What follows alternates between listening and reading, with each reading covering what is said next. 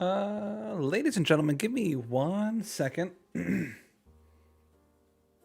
Hey, what's going on, man? What's going on, brother? Oh, man.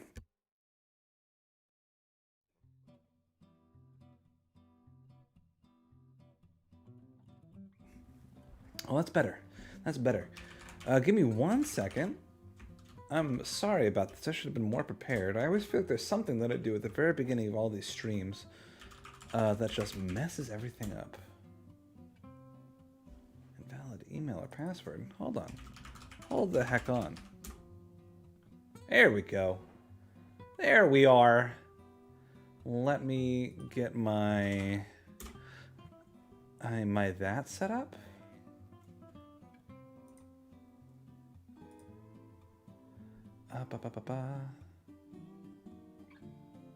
Create a dashboard.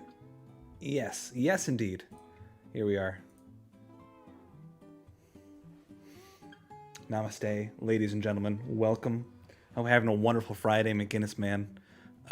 You have been here since 10 minutes before I started streaming. You beautiful, beautiful being. Dr. Kilbrew, what's going on? I'm having a great Friday so far. Seriously cannot complain. Hold on, my music's a little loud though. That's one thing I can complain about, right?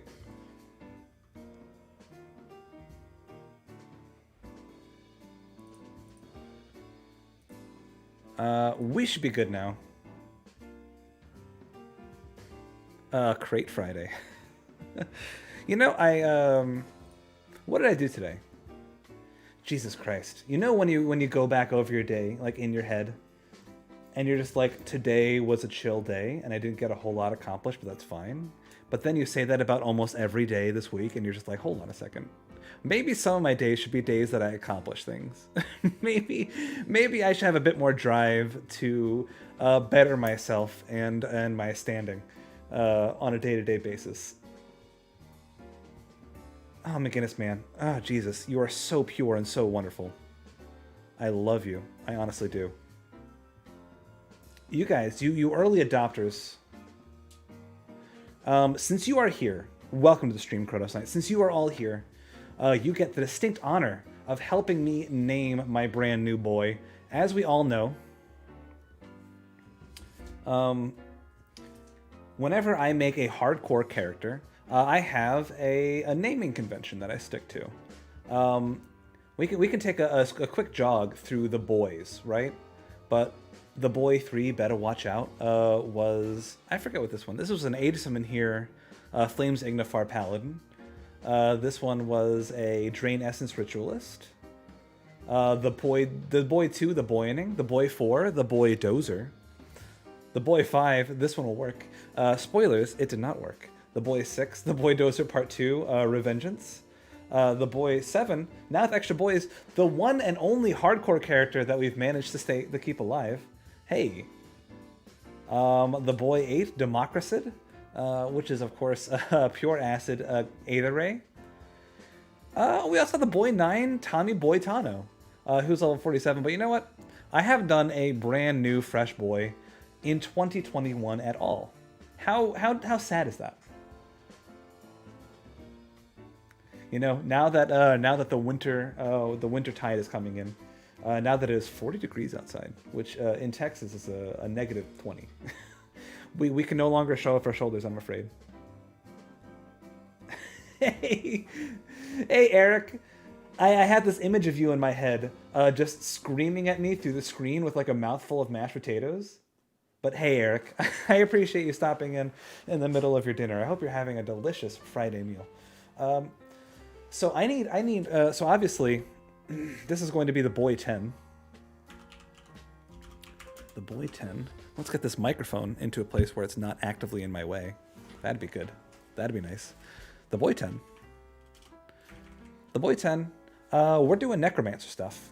We're gonna, the theme, I think we're gonna try for a skeleton build, maybe? Skeletons got buffed. I know there are a lot of pet lovers out there, and I want to appease the pet lovers. So the boy 10, what is our boy's name going to be? I'm gonna throw some suggestions out there. You guys tell me what sounds good to you. The boy 10, Skeleboy.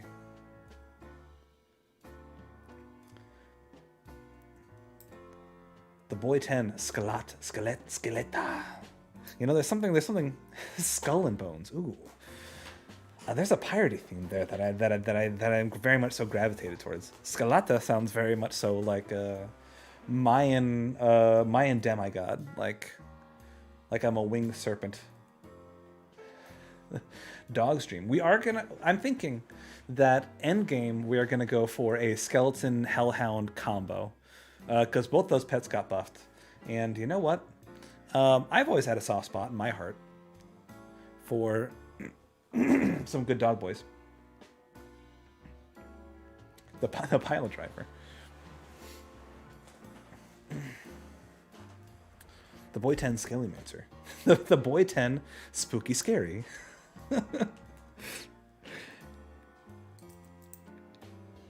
Love it.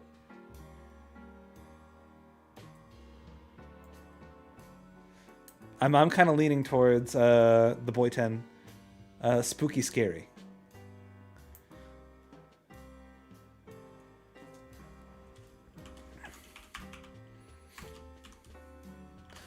You know, I've been searching for a long time. The boy 10 Spooky Scary, we're locking it in. I've been searching for a long time for a way for you guys to better interact with your channel points. And I'd love options. I love opinions. I don't really know how to implement that. You know, I saw somebody online has like coded in like this like little pixelated fight arena that you can like put your channel points into, and you get like a little animated fighting boy, and you fight against other people in chat. And I thought that was cool. I don't know how to do that. It's obviously something that's very complex. But that's something that I would love to do. I would love to get some sort of, I don't know, Armored Otter channel gambling mechanic would be good.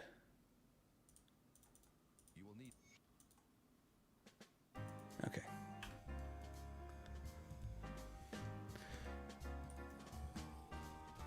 I am honestly so stoked to get into the skeletons of it all. It's been a very long time since I've leveled with a pet build, and I quite enjoyed them.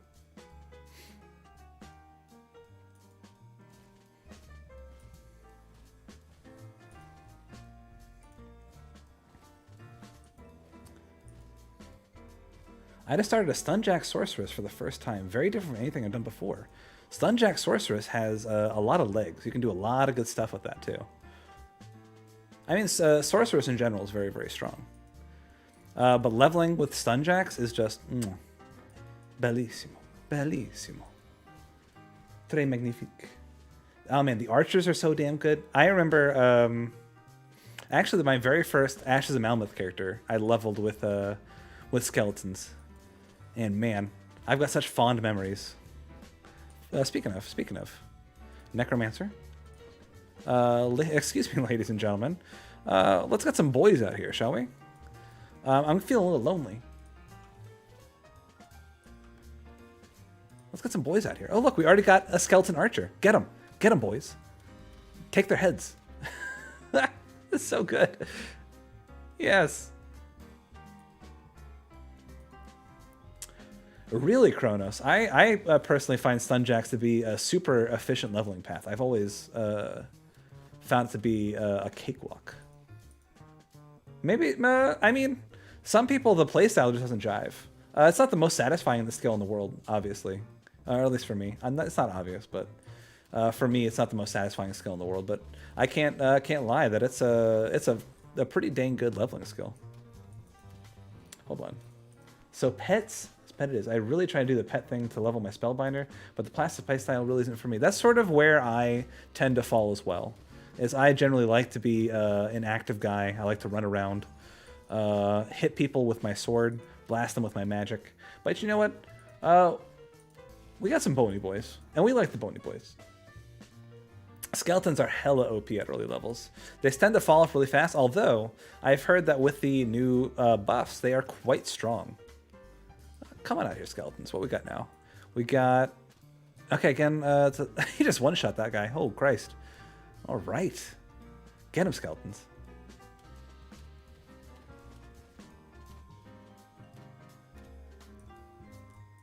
Brozyme will switch between himself and a VTuber anime version of himself controlled by points. You know, I've kind of thought like it would be funny to do like a VTuber thing, except it's just a static image of I don't know if this is too deep a cut, but do you guys know about the Legend of Sonichu? Again, tell me if this is like too like early internet 4chan memes. But have you ever heard of Chris Chan and Sonichu?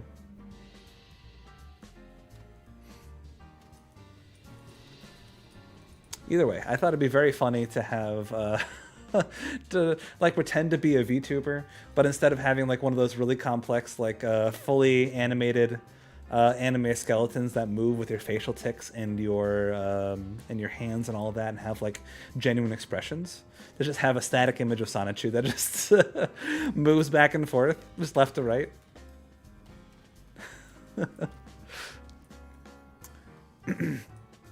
If you guys ever want to be simultaneously engrossed and horrified, watch the Legend of Chris Chan on. There's like a Chris Chan documentary almost on YouTube. It's actually quite well done. It's like 50 parts, and almost all of them are like an hour long. But Chris Chan was he was like an autistic guy that like the internet sort of collectively came together and bullied. For a very, very long time, and it's honestly quite horrifying. But I mean, that's really like the bullet points, is that people came together and bullied him in really extravagant and very strange ways. That's right, we're loving the skeletons today. But if you ever want like a snapshot of how cruel and weird and terrible early trolling culture was, just look at Chris Chan. It's so strange. It's not like Chris Chan was like a great guy or anything, but like the internet all came together and bullied this one guy into submission. It's really weird to look at, because like at the time it was like celebrated, like, oh yeah, this is something funny we can do. We can all get together and really just viciously bully this one kid over and over and over again.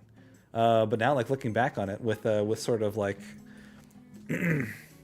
the opinion of what we know now, it's like, Jesus Christ, you guys are really vicious. This is horrible. I'm going off on a little bit of a tangent, but it's interesting to look at. It's interesting to think about. It's interesting to see how far we've come from the early days of internet culture. But yes, Crab Turtle, we are leveling. We're leveling with the Bone Boys. Right here, we've got Chancellor, Dennis, and then of course Crossbow Joe. Yeah, Chris Chan himself is he's obviously not a sympathetic character at all. That's not what I'm trying to get at. But what I took away from the whole story, is that like, yeah, you sort of exacerbated this whole situation by continually and viciously bullying this one kid over and over and over again.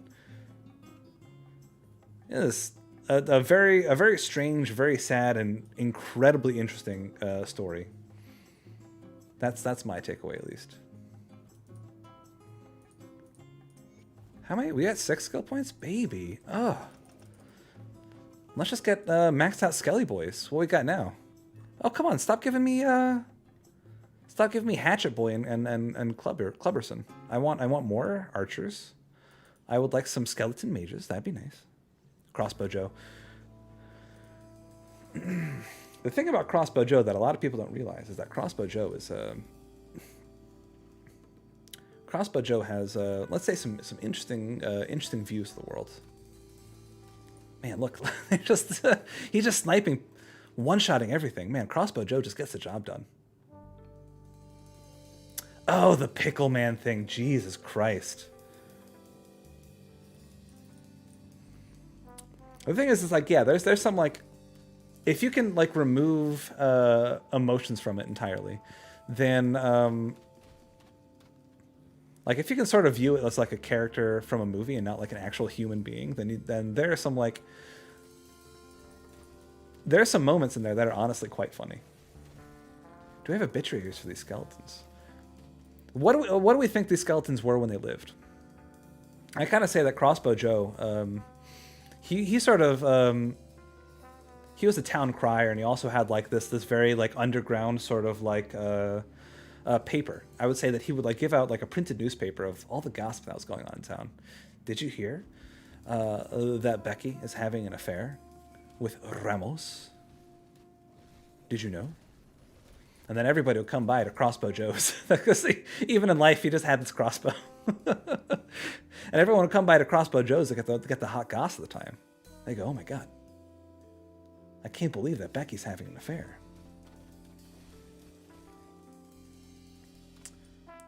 This guy, of course, he was, of course, Becky's ex-husband. They had a good relationship for a while, then it soured. It's really like nobody's fault. You fall out of love with people. That's the nature of relationships. Not all relationships are built to last. His and Becky's didn't. Obviously, it wasn't super healthy. There's some infidelity on both sides, but I think both of them have regrets they have in that relationship. And now he's walking the. He's living his undead best life, sort of going to the gym 4 times a week, sort of meeting up with hot bony singles. Oh, certainly. I think Machete Dan over here was a tax specialist. I think that he would help people in Cairn fill out their 401ks and make sure they got all their deductions.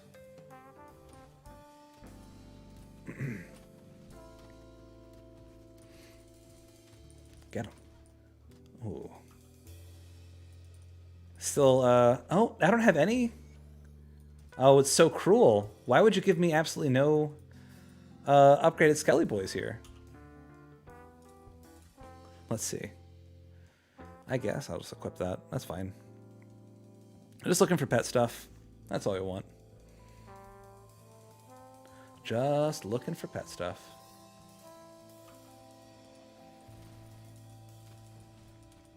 Ah! Haha! Yes! That's what we are talking about. Look at them. Look at them in their glory. Oh man, me and Crossbow Joe have the same crossbow. Hack and slash, we are going for, what I want to do, endgame, is a Shepherd of the Lost Souls Conjurer. Kabbalist. Sorry, yes, Kabbalist. I think that set has legs. I'm not a pet guy. I don't really know a whole lot about pets or how to make pets good. But, you know, I do know that that Skellies and Hellhounds got buffed, and they need their time in the sun, goddammit. We gotta say, listen, you know, Briar Thorns, you guys had your chance. Blight Fiends, whatever. It's a skeleton's day in the sun. This is the year of the skeleton. I don't use full rainbow because I get lazy about updating my mods. That's really it. I am a huge fan of the rainbow mod. I always tell people that like Grim Eternals and Rainbow are 2 mods you absolutely want to have if you're starting out. And I just, whenever they update the patches, I get lazy about updating my mods. So I go, you know what, it's fine. I'll suffer in the long term because I am too lazy to keep up with my housekeeping.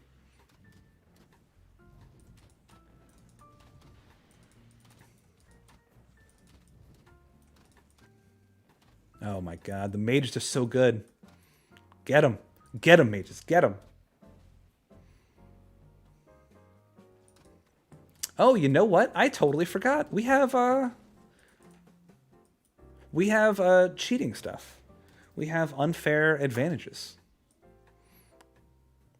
You guys know what I'm talking about. You guys have heard all about it. We're going to be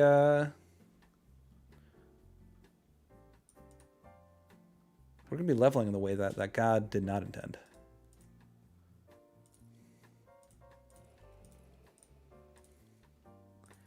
Low-car set. Experience potions. The full gamut, baby.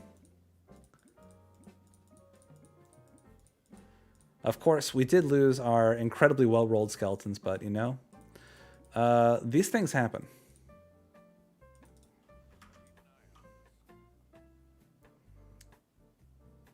I'm not gonna lie. It's very hard for me to like remember. Oh, this is a good prefix. This is a good suffix. This is definitely rare. This is definitely common. What do we? Let's see.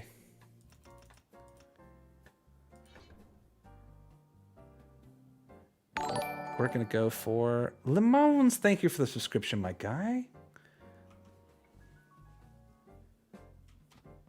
Did we ever figure out if they're no longer Jeff Bezos' bucks, whose bucks are they? Okay, this guy right here, the Death Knight with a hammer. His name is Garfield. The thing about him, he hated Mondays, but he loved lasagna. No relation to the cat, though.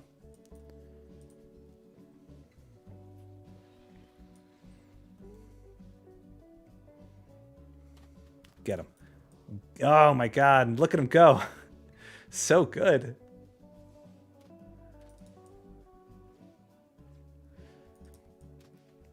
Yeah, I'd love to talk to Maya and see what she thinks about the brand new Pet Kabbalist. I haven't. I wonder if she's had the opportunity to go through and. That's the thing. Nephilim. At the end of the day, sadness is the spice of life. To feel sad means that at one point you felt so happy that you could care. I love all these skeletons so much, so goddamn much, that when it's time for me to say goodbye, it's gotta hurt. It has to. That's the kind of guy that I am. Necromancers must +2 to raise skeletons? Ho ho ho ho! You shouldn't have. You absolutely should not have. Amazing.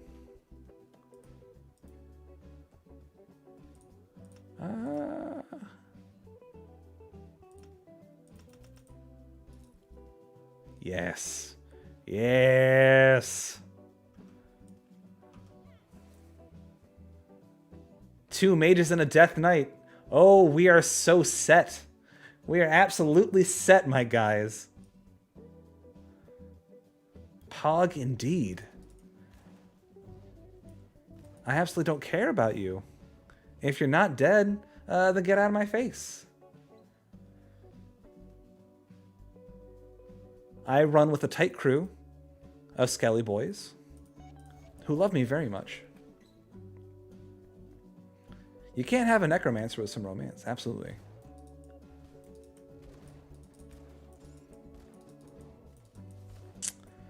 It's a lot of people approach the Boy 10 Spooky Scary, which is canonically their name. A lot of people approach the Boy 10 Spooky Scary, and they say, "Are you a necromancer or are you a necromancer?" And the answer to that, of course, is yes.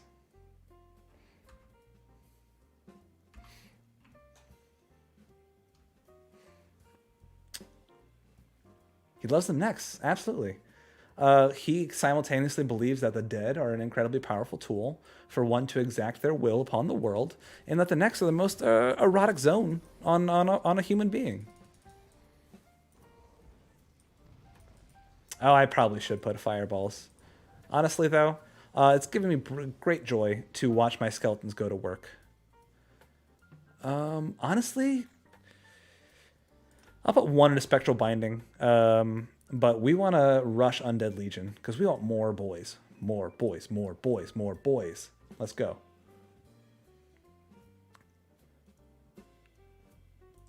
Get them. Yes. Wreak havoc, my children. You know, technically, the main character of American Pie was a pyromancer. Hold on. I'll deliver it again. You know, technically, the main character from American Pie was a pyromancer. You can send me my Emmy in the mail. I'm not going to pick it up in person.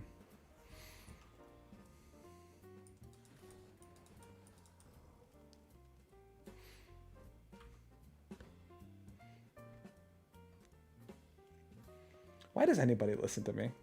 Why would anybody log on to this stream? This is so dumb. I have no purpose.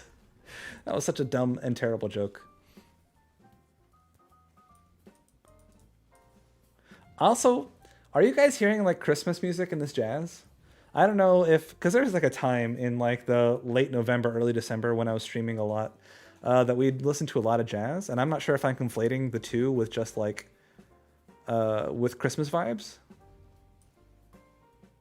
Wait, is it Happy Birthday? Happy Birthday! Oh my God! Hold on. Is that how they get around the DMCA? They just do fucking jazzy Happy Birthday? Oh man, I think you might be right, McGinnis man. Jesus Christ. Out of curiosity, is it somebody's birthday today? I mean, statistically speaking, like there's good odds that it's somebody's birthday today.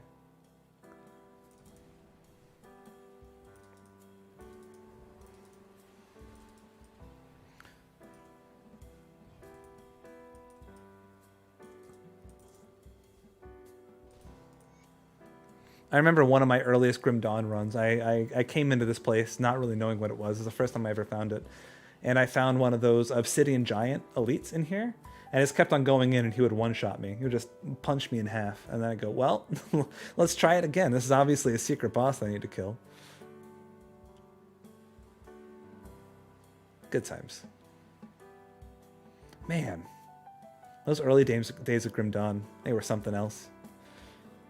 I sometimes wish that I could just zap my brain with a Forget Me spell from Grim Dawn and just re-experience this game from the very beginning.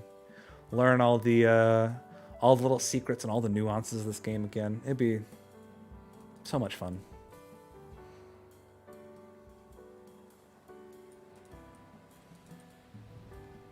I wish I could do that with Hollow Knight as well. Somebody mentioned Hollow Knight the other stream. And man, what I wouldn't give to re-experience Hollow Knight from the top down. Such a great game. When is Silksong coming out? I want to do that with Mass Effect. Oh, you must be incredibly excited for the Mass Effect re-release, the Mass Effect remaster.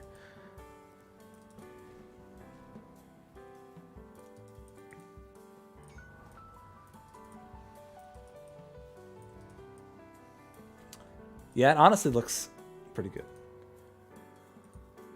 We don't need a second mastery. We need more Necromancer stuff. What are we getting for a Shepherd? Shepherd's Crook is obviously good.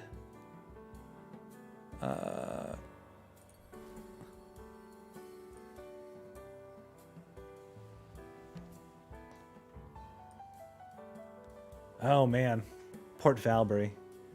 Honestly, my favorite experience in all of Grim Dawn was experiencing Ashes of Malmouth, top to bottom. I would give anything to just walk into Malmouth City proper and listen to that music again, and to hear the horrifying cries of mutated children as they explode one last time, to sort of come to that realization, like, holy shit, those are fucking children that they turned into living bombs. It's like that with like the incredibly sad, slow, beautiful music of Ashes of Malmouth. No, we just I kind of wanted to do a classic Grim Dawn experience. This is my problem, is that I've got my ADHD. I let it conquer my day. So today I was having a mean hankering for some good old fashioned regular top to bottom Grim Dawn action. Yeah. Mutiny. 30 offensive ability.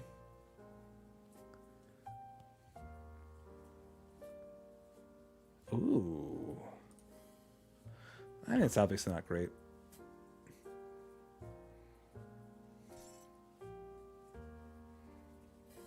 I would like some gloves. Do you have any gloves for me?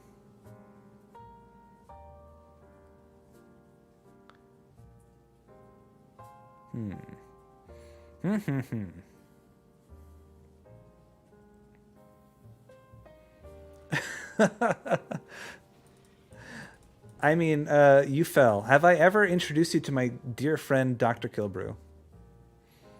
Dr. Kilbrew has the worst case of Grim Dawn ADHD that I've ever seen. It's so advanced that I feel like we might need a surgery to get it corrected at this point.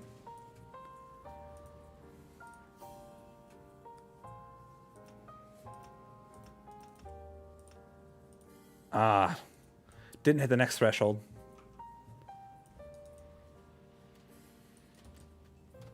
Dr. Kilbrew, tell me about your stats again. How many characters have you made, and how many high-level characters do you have? Yes, 6 skeletons. Oh baby, oh baby. 30 plus tunes. Those are some good numbers. Those are some impressive numbers, friend.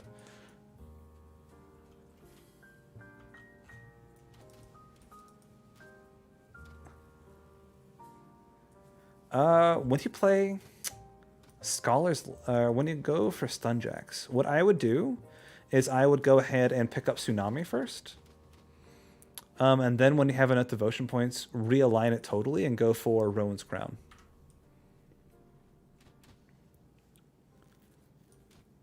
Can I hit another threshold here? +4. Hachi Machi. Kind of sucks I have to resummon them every time. No, 2 normal skeletons. What are you doing? How come I feel like I'm being cliche rushing Crown? I mean, it's because it's like the right answer, which is it's not super fun, but it's the right answer. Early Crown is just so good because of the nature of flat resistance reduction. And especially like early game, you tend to have like a bit more mixed damage, like your proc damage is going to be adding a bit more to the total calculation of damage. And you might have like a solid mix of fire and lightning in there. So, you know, early Crown. And by the way, early Crown does damage. Like Elemental Storm, it's no slouch when it comes to damage.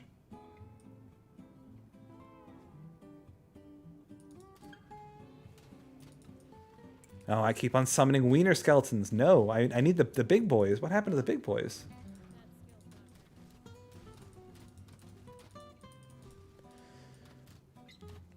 You know, it's gotten to the point where I can't really have a super strong original build.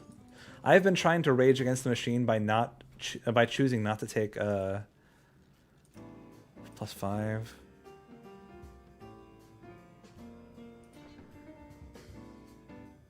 Flat vitality damage to skeletons is good. Yeah, you guys do mostly physical damage right now. Do you shred physical resistance? You do. Ah, Spectral Wrath is our next big pickup. I've been trying so hard to be original with my builds by like choosing not to take like really good things like Ghoul in order to open my devotion pass up for more things. And it's tough because Ghoul is so good, but man, you really want to be like, no, my choices are right. These are original. Don't you dare question me. Yeah, I know the chances go down like the closer you get to 26 points, but maybe the right answer here is that I just need to get attached to my regular skeletons as well, you know? Maybe I just need to love them. Because that's a pretty good. We got the Death Knight. I think if you keep on summoning them, does the game automatically replace your bad skeletons with good skeletons? What are the mechanics there?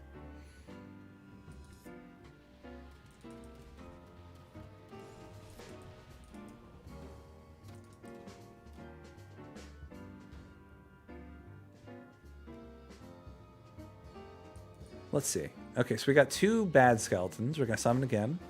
1 bad skeleton went away.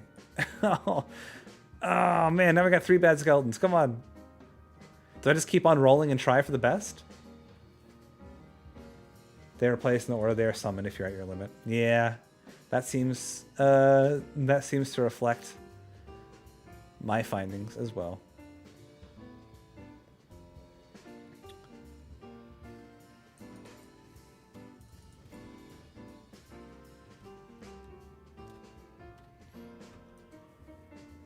Ooh, that's a good summon. Triple Mage. Honestly, maybe we just keep on jamming we just keep on pressing 1 on cooldown and just try to siphon out as many of our little wiener skeletons as possible. Yeah, now we're getting there.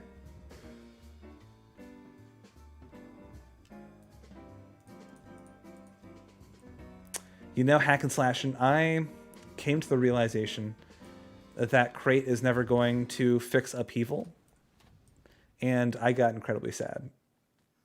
I thought, oh man, this skill is now forever going to be really bad, and there's nothing we can do about it.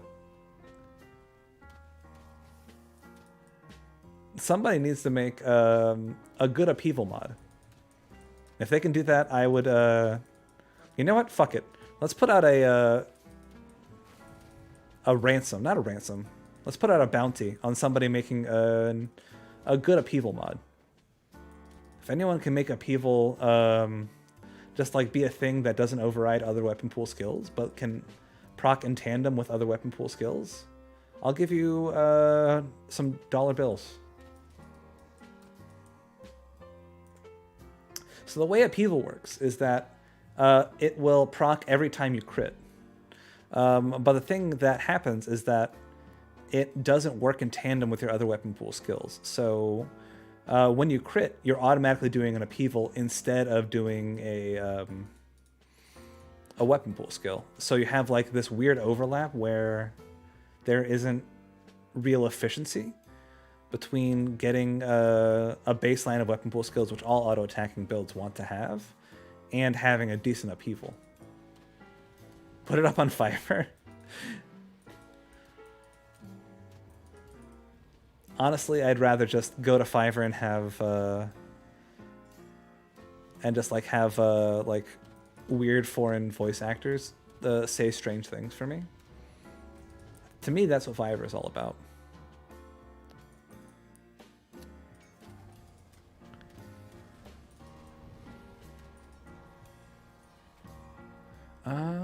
Nope, that's chest armor. Do I really have to get you first? More health to pets. Elemental resistance. Okay, so this helps our pets get tanky. I mean, it's the crit damage, right? That's what you want it for. You want to have your pets do as much crit damage as possible.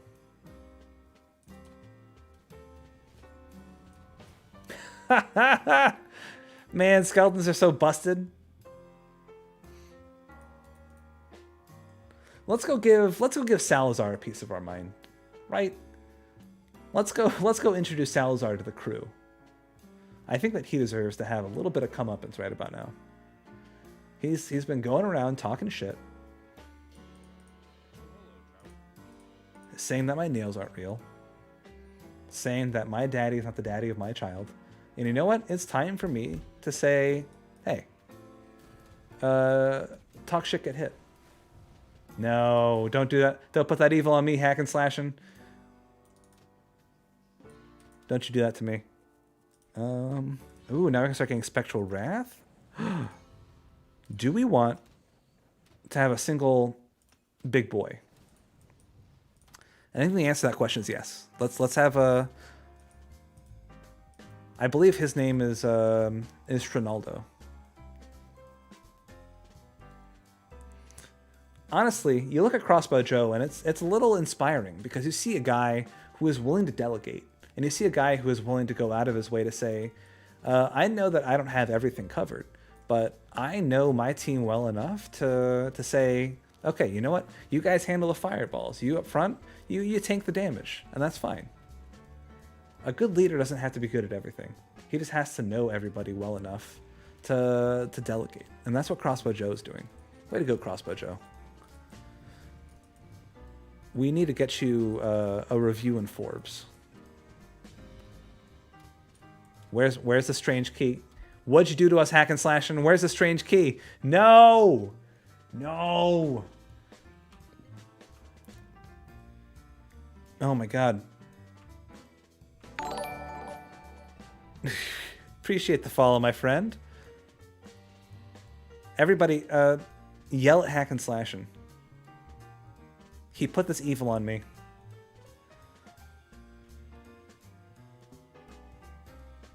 Salazar's going to get away with it too. What are we going to do? We can't do anything.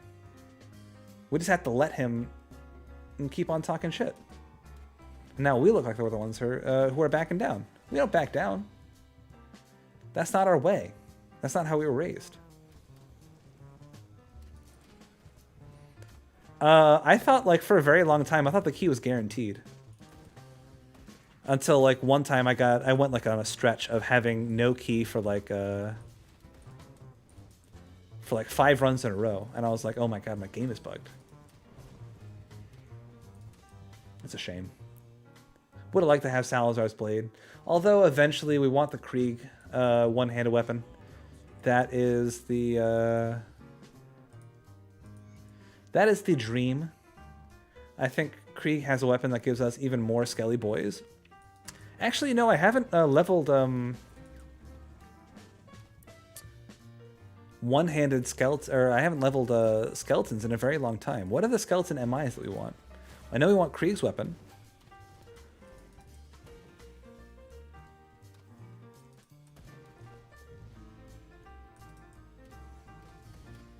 Yeah, we want the gavel. The gavel's very, very strong for us.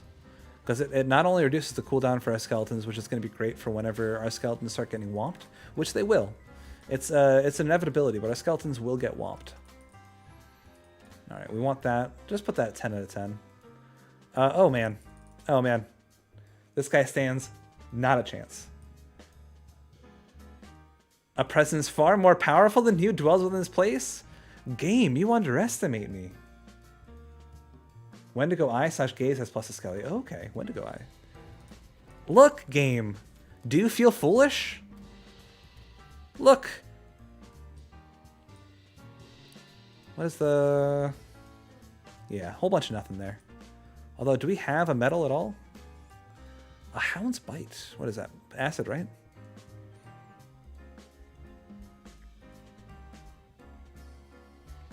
Can that proc on our pets?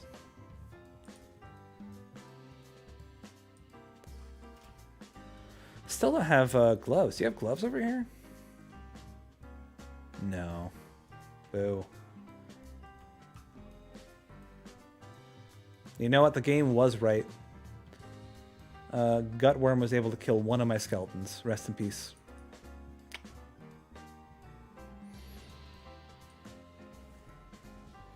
You will be missed. You will not be forgotten.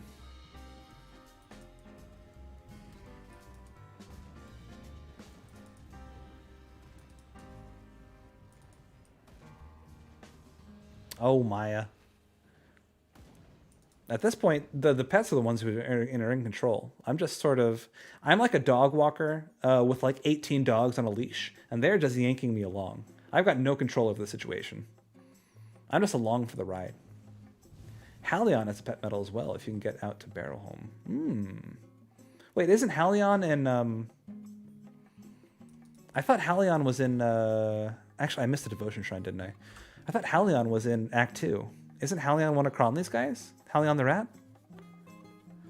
They buff Skellies by a decent amount of damage and survivability. I don't know the exact numbers.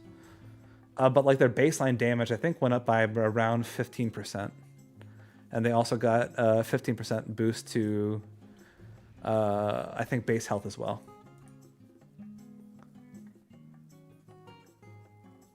Oh, you said if you cannot get out to Barrowholm. Okay, I misread you. My bad. Okay, Halion the Rat. We got to look out for that.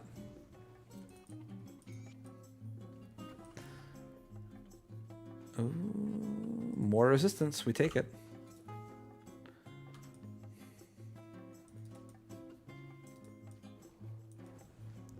Ah, you're right. You're right. Have we picked up a Searing Ember? We have. We can put in some work as well. We can. Although, what's the point when when I can just sort of look at things and my skeletons are like, no, hey, bud, sit back. We got this under control. Have yourself a mimosa. Have someone file down your cuticles. We'll take care of this.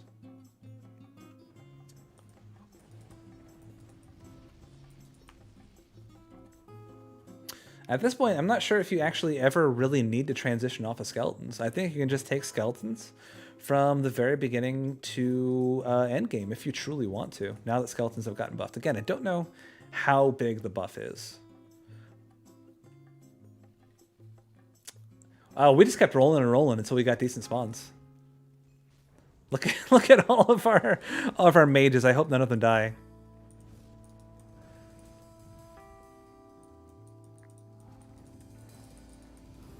Oh my god, they're so strong.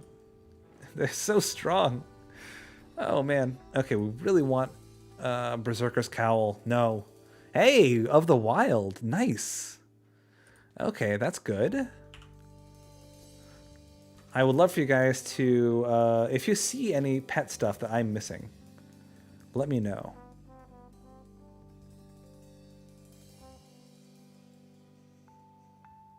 Gloves. Okay, we take it.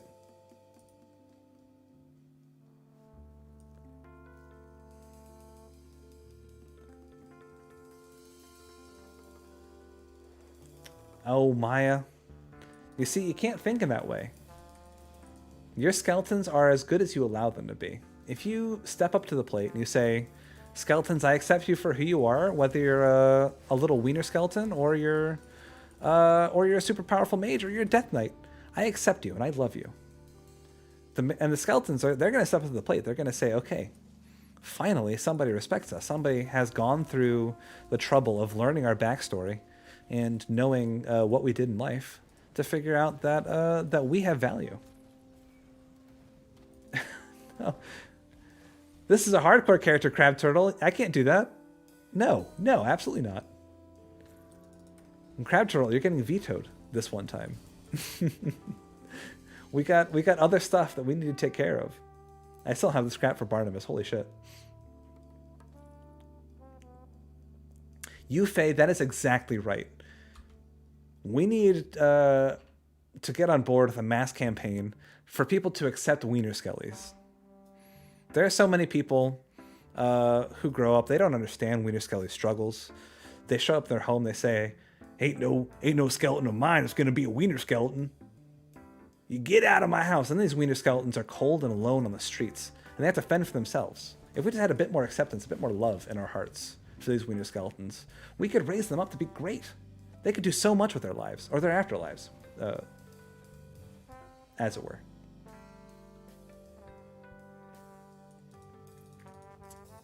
With the right setup, skeletons are viable endgame. Yeah, I think, well, again, I have to stress again and again, I am not a pet person. I don't, in real life, I'm definitely a pet person. I love my dog more than anything in the entire world. But in game, I tend to avoid pets. But I do think that with the recent buff to skeletons, skeletons were already kind of fine before, but their big issue was that they were just outshined by other pets. I think now that other pets got nerfed and they got buffed, skeletons might be the way to go.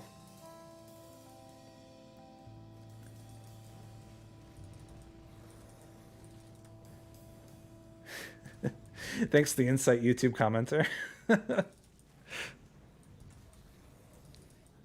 I love how simple and straightforward your name is. I don't have to guess about who you are or what you do. It's all right there on the surface, and that's kind of nice. All right, we can go ahead and max out Spectral Wrath. I think we're gonna leave Bite Fiend at a single point right now. And then we're going to go for Will the Crypt.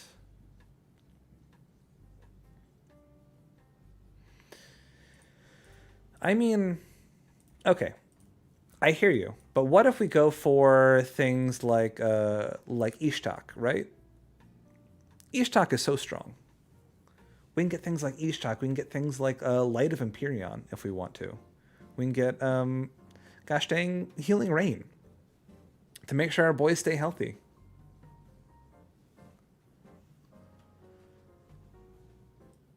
You did Ishtak? Oh no.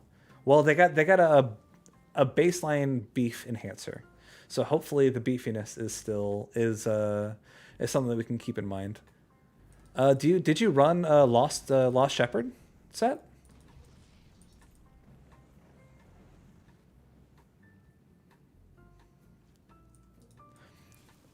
Honestly, it would have been so easy for them to have like a conduit, like a Necromancer conduit that said, all of your skeletons are of this type. That would have been so nice. I don't think that I've got the know-how or the ability to prove you wrong. Skeletons might still be garbage, but all I'm saying is that they did get buffed. They got buffed by what seems like a considerable amount.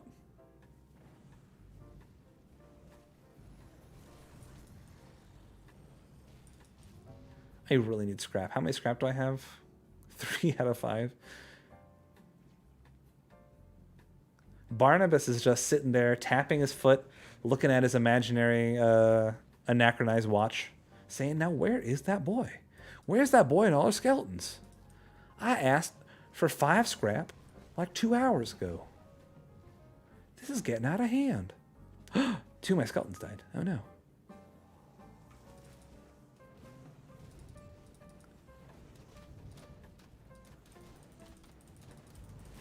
Grundle Pilth.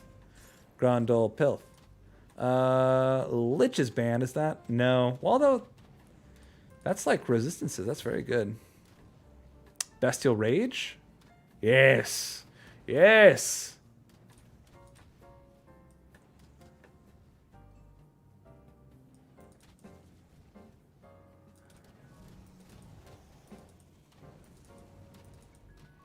Oh man, I totally forgot.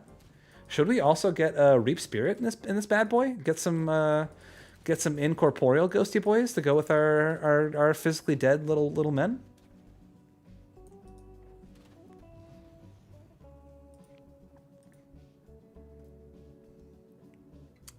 Oh, why do you have to do this to me?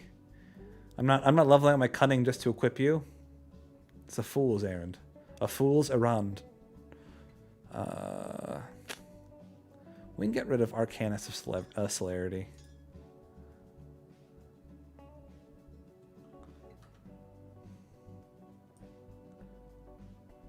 We need to... Where's Grundlepilth's Horde? Yeah, there we go. Give me something good, baby. Acolyte's Cord. Hey, hey, hey. Ladies and gentlemen, a ba-bam.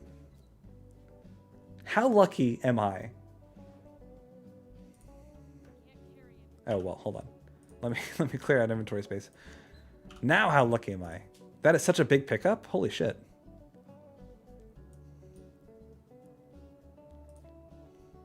$21 out of 16 at level 19. We are we are 5 points away from being overcapped at level 19. That's insane. Luck as fuck indeed. Man, I didn't realize that Reap Spirit really scales so hard past that point.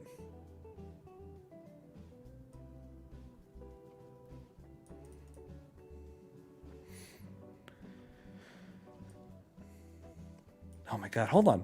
Have I got... Oh, you fucking thing. How many mages do I have? 1, 2, 3, 4, 5, 6 mages? 1 crossbow guy. I got 6 mages, 2 crossbows. I thought it would have too, because generally whenever you change the... whenever you change the base stats of your skeletons, they tend to despawn. But apparently not. Apparently this time they stuck around. Maybe it's something to have to do with overcapped skeletons.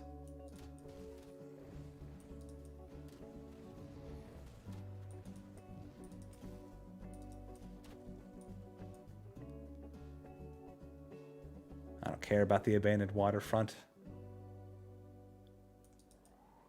Show me Krieg. All right, what are we getting? We want to keep on going until we get to Will of the Crypt. Plus 10% elemental damage. That's strange. What elemental damage do they do? Maybe like the cold damage from Soul Harvest? Is that what they're talking about? I'm honestly very much so considering stopping and farming the Warden's Mace. If we don't get it on the first few go-rounds. Just farming it until we get it.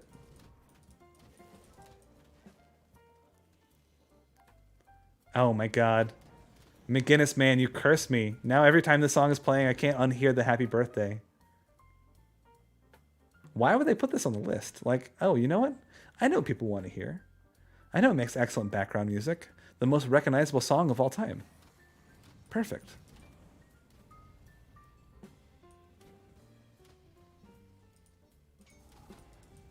I know, man. It's so painful.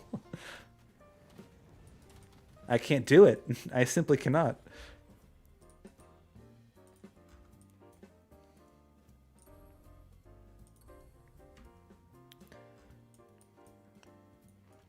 Should we have rushed Ishtak?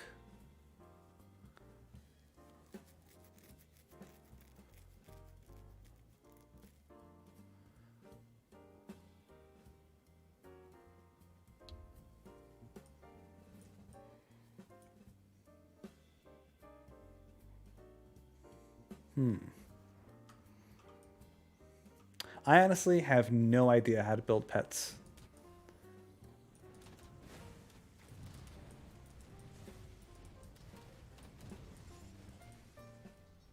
Hey, scrap!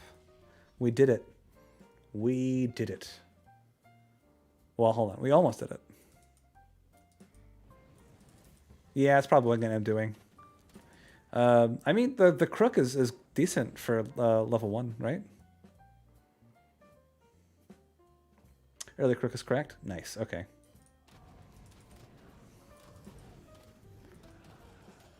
Oh, that's also interesting because the imp would spawn on the skeletons themselves, right?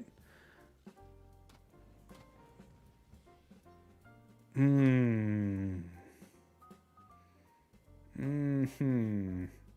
I mean, that's right, right? That gives us literally another pet. Yeah, that's obviously right. Okay.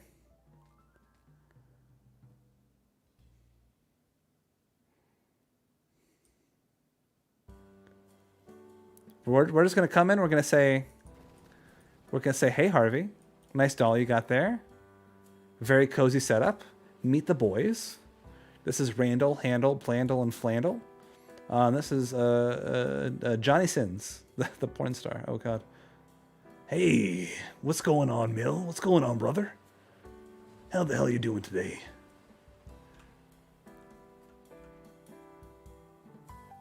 I don't know anything about boundaries.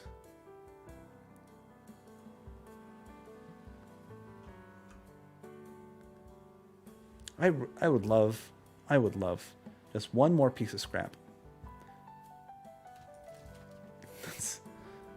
You know, you have to be respectful. To Harvey, his perception is his reality. I can't tell him what's right and wrong. This is correct.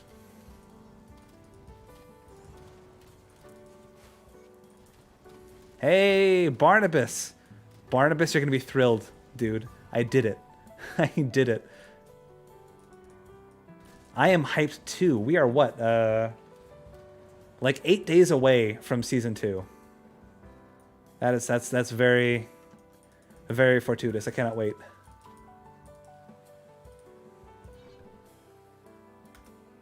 No, my skeletons. My boys. My young boys. Okay, very good. You disagree? What do you disagree with? I feel like... Oh, no. A wiener. No, I'm sorry. I mean...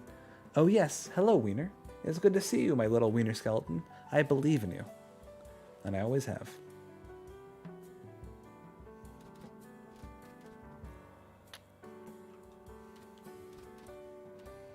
All right.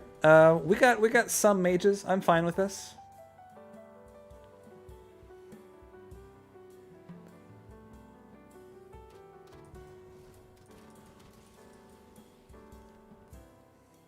I'm very okay with the setup.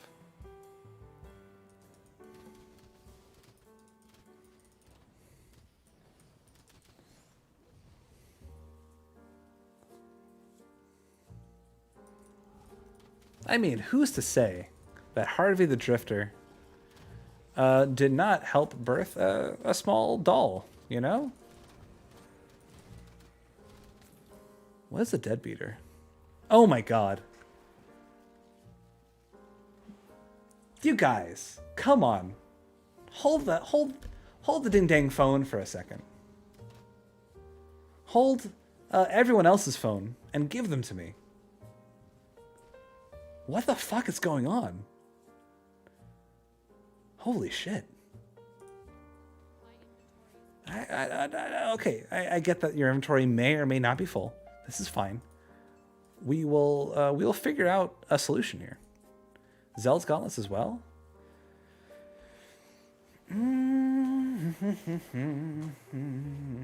Yeah, sure. That's fine. I know. Okay, just chill out for a second. God.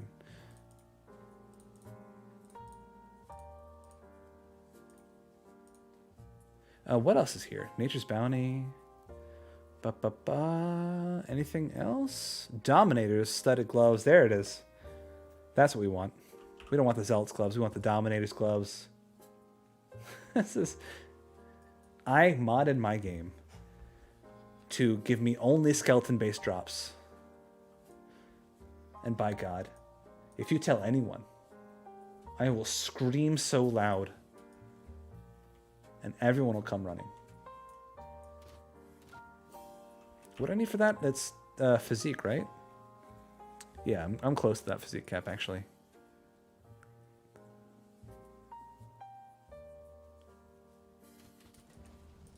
All right, Frahol, you know what? I told you the consequences, and here we go. I'm gonna do it. I'm gonna scream. I'm gonna scream right now.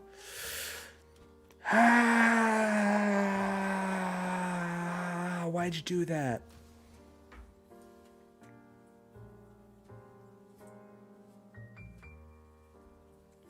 This is what we're trying to achieve here, Jordan. This is Grim Dawn ASMR, featuring me, your host, Cardi B.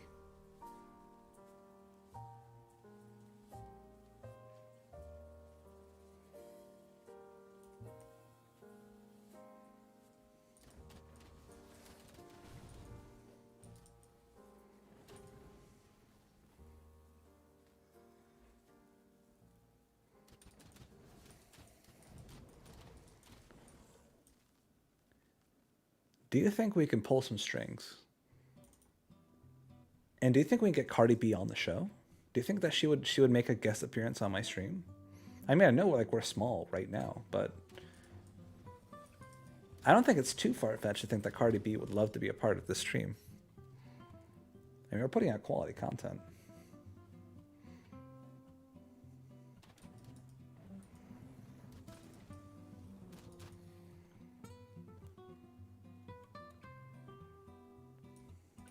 What are we doing? Oh, yes. No! My little boys. Come back to me, my boys. What do we get? A mage, death knight, and a wiener. That's fine. So when am I running against Ted Cruz? I would run against Ted Cruz, but I'm afraid that he would skin my face off.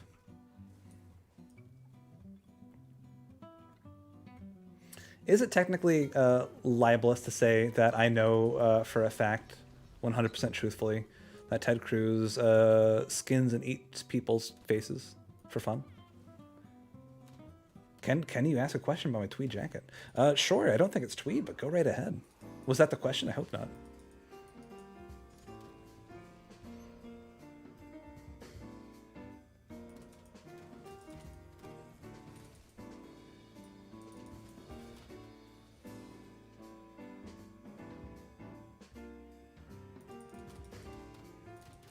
I mean, I shouldn't be talking so much about Ted Cruz because, like, as we speak, he's literally right outside my window. His face is just pressed against the glass, and he is breathing so heavy. It's a little distracting.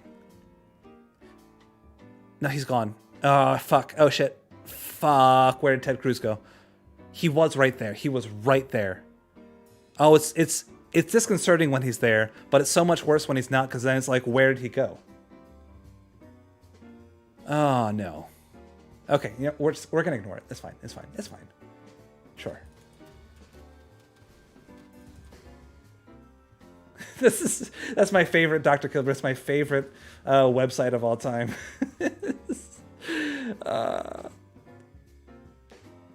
I am in Texas. I live in the good old state of Texas, where we chew tobacco and we slap cows or whatever we do here. I love me some Texas. Oh, it's a great site. Yes, it is a great site. Whoever made that is Necromancer's Etchhorn. Bone Harvest. +2 to Bone Harvest. Get out of there. Get out of here. I mean, Shannon, I don't want to... I hope I didn't spook you into silence while I talk about Ted Cruz. I would love for you to ask me a question about my tweed jacket. Greetings from Northeast Texas, Shannon, Shannon, Shannon. We got so many fucking Texans. Oh, I don't know why I get so excited to talk with other Texans, but it is exciting. Where are you at in North Texas, if I can ask? I of course, I don't, since I'm such a huge, big celebrity, I don't want to give out my exact address on my social security card, but I am willing to say that I live in the wonderful city of Houston.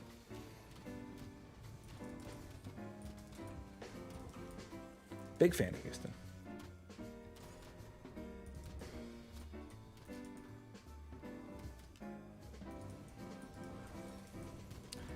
I mean, honorary Texans are a thing. Don't let anyone tell you otherwise.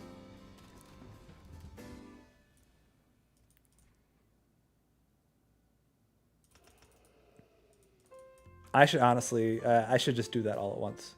Are you running any mods for this playthrough? Jordan, no, we are not. This is just a standard run-of-the-mill, doing regular stuff, Grim Dawn type of mod, you know? We're playing by the rules. We're listening to jazz. We're summoning some boys. That's,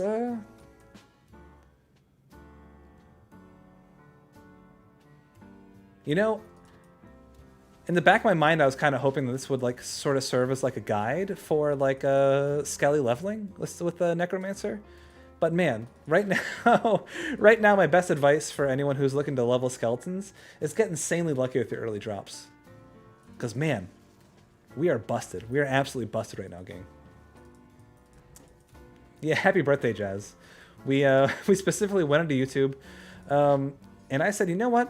It might be somebody's birthday today on stream, and I don't want them to feel left out, like there's nobody's paying attention to their birthday. So I specifically went and got a happy birthday loop.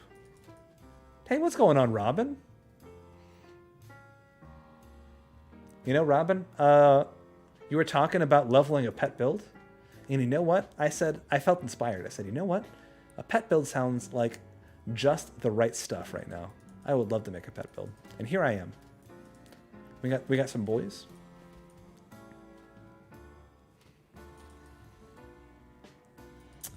Thank you. This is my signature look. I call it, I don't want to pay for heat. I don't want to pay for the heating bill this month, and it's 40 degrees outside, so I'm wearing a jacket indoors. It is my signature look. It's in the J. Crew catalog, I believe. Oh, you got the Warden's Mace today. We were talking about getting the Warden's Mace, but then we got this disgustingly good mace. I don't know if... I mean, I think we're going to do it. It's just way too good to not do. But, I mean, it depends on if the Warden's Mace drops for us early. I think at this point we can now get away with not farming it.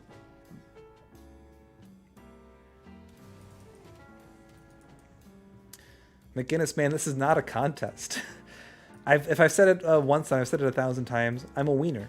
I can't handle the cold. I love the cold, but I can't handle it. I'm not equipped for it.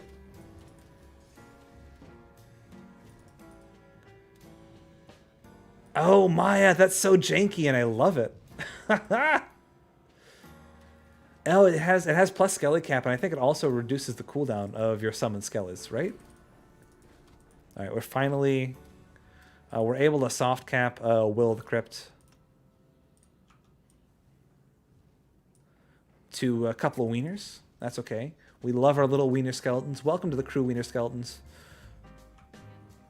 I know you're going to do great.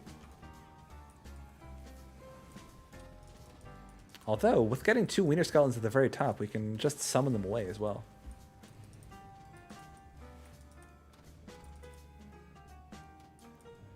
I kind of love Maya's idea of getting the dual wield talisman. and dual wielding this mace and the warden's mace. That's actually like really, really funny. What's the skull fetish? Nothing.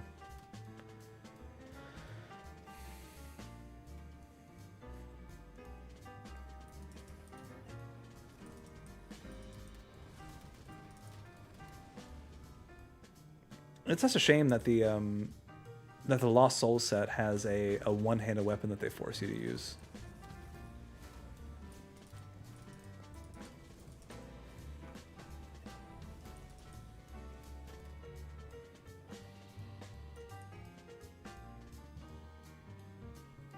Man, okay, so dual wielding Warden's Mace is a thing, huh? I had no idea. I thought it was a meme. I was proven wrong. And now here we are.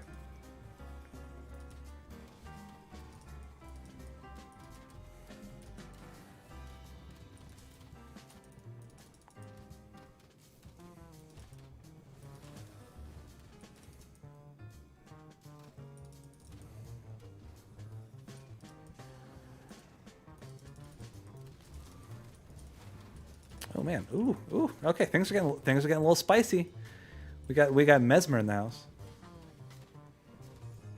Let's dual wield the cultist weapon, the one that summons the Chthonian neighbor. The Chthonian neighbor. First of all, I love that. Are you thinking of Salazar's blade? That's true. On this channel, the catchphrase might as well. We do it because we can, not because we should. What is of binding? Hey, oh my god. This is so sick. I'm having, honestly, it's getting to the point where I don't know what to equip because I'm getting so many good things. Jeez Louise. All right, Warden. Let me introduce you to the boys. Oh my god. Warden, you shouldn't have come into my neighborhood, sir. You are embarrassing yourself.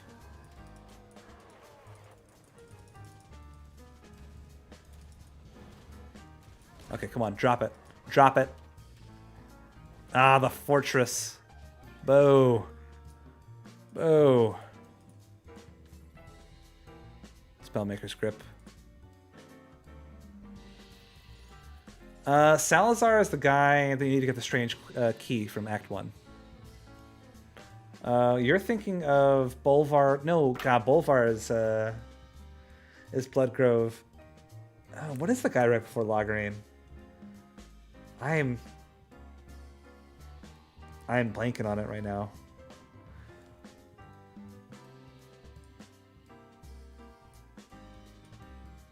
All right.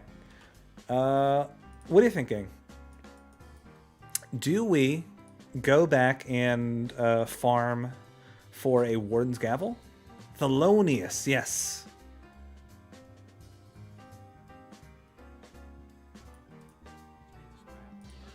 He has a really cool sword for Ascension builds.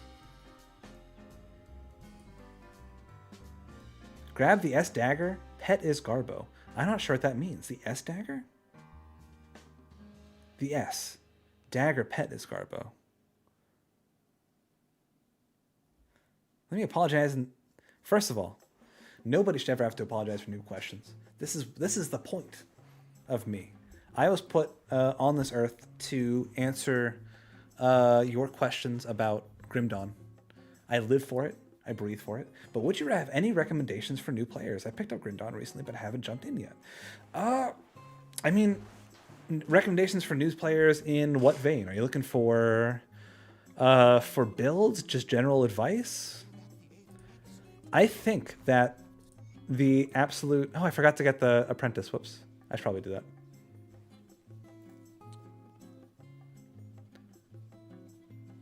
The best advice that I can give for anyone who's looking to jump into Grim Dawn is just have fun and experiment.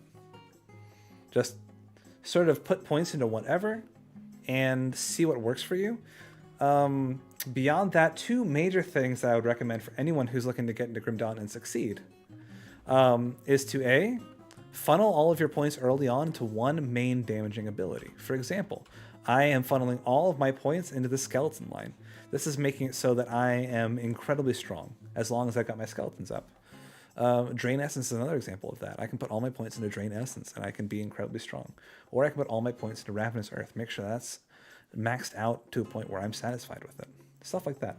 My other advice would be make sure that you get these numbers as high as possible.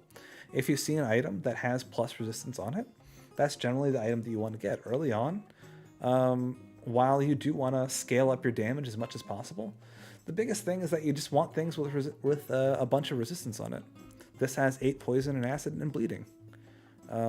This has elemental acid and lightning. You see, you just want to go out of your way for stuff with resistances as much as you can. As far as good starter builds, I think probably my bread and butter starter build for anyone who's looking to just jump in and succeed would be a force wave focused soldier. It's tanky, does damage, it clears out enemies quickly. It's good. It's just good.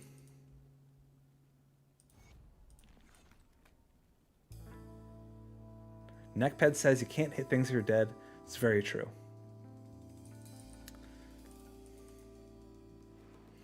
So number one is always survivability, and the most logical way from point A to point B as far as survivability is concerned is resistances. You get your resistances high, then you're going to be pretty much set. If your resistances are low, you're going to find yourself getting murked out of nowhere. Absolutely. Another very strong build, if you're looking to do a bit more castery stuff, if you just go into Shaman and you do an early investment into Insect Swarm, that could turn out to be very, very strong. Like, these guys are all level 13. We're just going to run through. Absolutely. I've got a build on my channel, or a video on my channel that sort of just goes through and says, if you're looking to play this class, I recommend you level it in this way. And that's generally a pretty good place to start. There's another YouTuber by the name of Wreck by Protoss. He's also a streamer. Excellent streams, incredibly educational. If you're ever in the mood, you can always check out his streams. But he's got a lot of videos where he just sort of brings you through his philosophy for leveling a character. Those can be also very educational as well. Maya says play hardcore. That's a way, yeah. In the same way that sanding off your fingertips is the quickest way to build up pain tolerance. Playing hardcore is also the best way to learn how to play Grim Dawn, because you're going to have to be in a state of hypervigilance to not die early on. They're not wrong, though.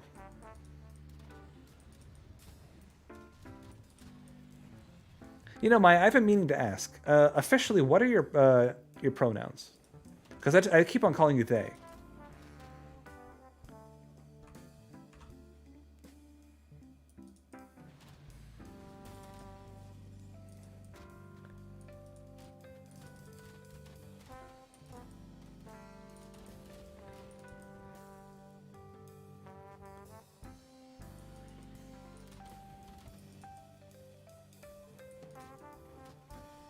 They is comfortable. Okay. Cool, chill, we into it.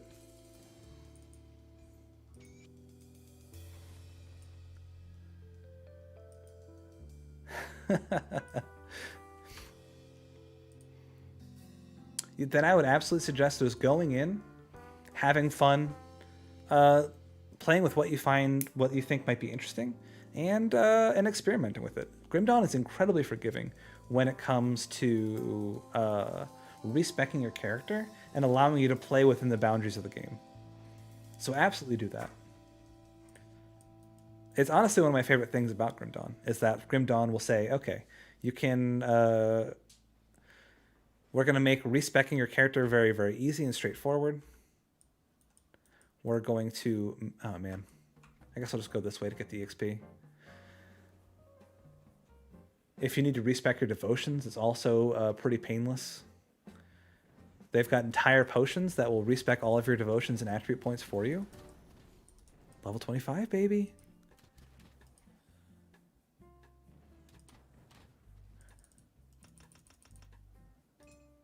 Ah, look at how spiky it is. I love it.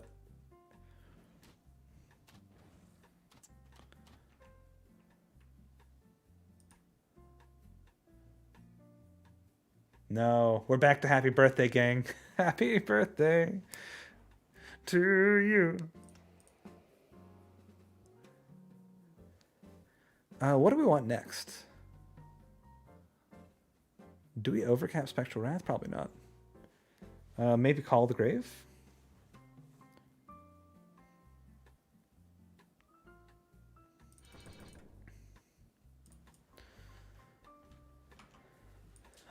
I got some questions I need to catch up on.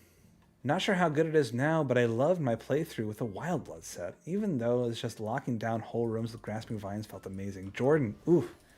My very first, what I would consider like my very first like hard, or not hardcore, but endgame viable build, back in 2016, was a Wild Blood Conjurer. I loved that character. I love the play style. I love the feeling of it. And recently, if you want to go for the bleeding focused version of that build, they recently buffed up a lot of the bleeding devotions, including Mogdrick and the Wolf, which is now very strong. Do you have a curse yet? No, I haven't done any occultist stuff yet. Oh, somebody earlier asked what my endgame aspirations are with this build, and it is to be a Shepherd of the Lost Souls Kabbalist.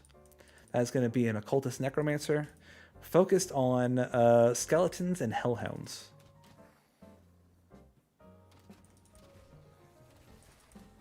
Max out the gastromancer. This guy? This funny boy? What if I just let him be a rank 1 guy, but then I max out Rotting Fumes for the DA shred and the fumble and air impairment?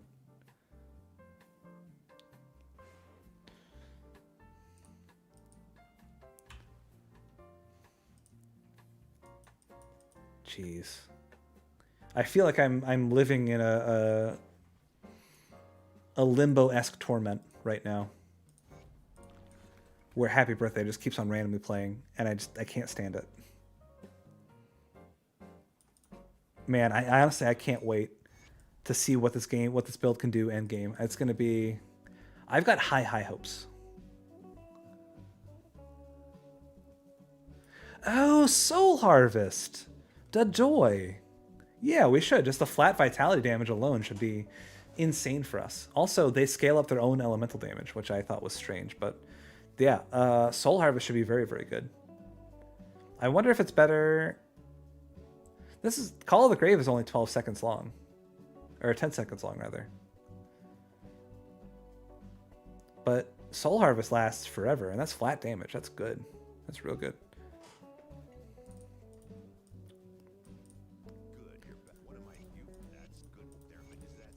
Good. Thank you. Good. Rebuild the bridge. Good.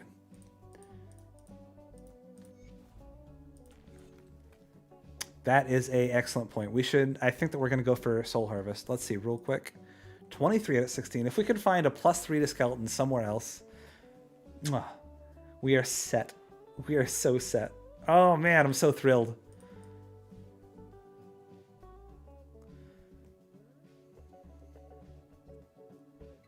Is there anything we want out of Forgotten Gods, Maya? I think there is an offhand that buffs Reap Spirit, which is interesting.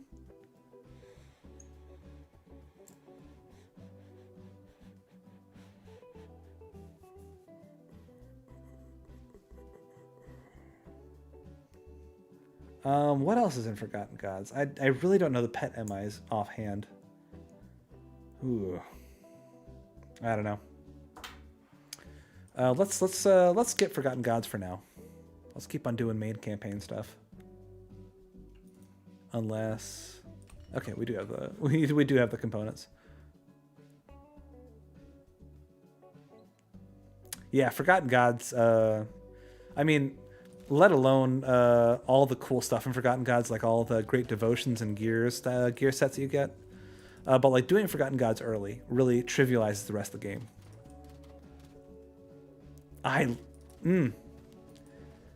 There's something so satisfying about having like Forgotten Gods come full circle, because obviously I started with Titan Quest, and having like this sort of like the deep divine lore of Divine Gods is very, very cool for me to see. It exactly. Oh man, happy birthday again! Jesus Christ, I can't.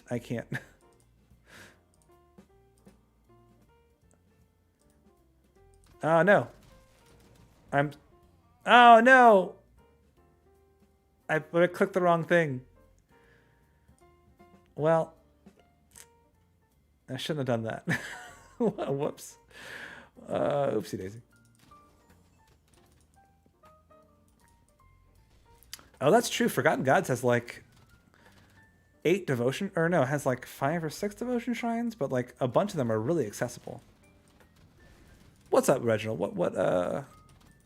I tried to install Rainbow Filter. Uh-oh. Doomforge Breastplate. No, can't do that. Tome of Plagues? Nope. Void Harbinger. Abomination.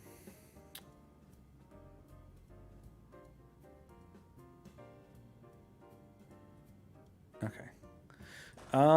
You know, I'm not sure. Titan Quest in general feels very, very slow. Titan Quest, it didn't age well in the gameplay department. Nonetheless, it played a very formative part of me as a PC gamer. So I've got a ton of nostalgia for that game. To answer your question, Reginald, I'm not sure what's going on. Did you export it to your mods folder? Oh, Kilbrew, you remind me. I want to pick up what's it called? Deep Space Galactic. I think that I'd really enjoy Deep Space Galactic. Am I saying the right game? Rockport Galactic, Deep Space Rockport, something like that. You know the one that I'm talking about, the Space Dwarf game, Deep Rock Galactic. There it is. I knew I messed something up. I just didn't know which part of it was wrong. Yeah, Deep Rock Galactic. Ooh. +1 to all skills on occultist might be good later. Anything alacrity, veracity, eagle spines, alacrity. Yeah, whole lot of nothing here. I've heard incredibly good things about Deep Rock Galactic, especially since I've been really enjoying like Risk of Rain 2 and Gunfire Reborn lately. I think that Deep Rock Galactic will scratch that itch of mine that I really. I've been really into roguelike shooters. Solasta. I've never heard of this Solasta before. I deign to say that you are making the name of this game up. Solasta? It sounds like a false flag.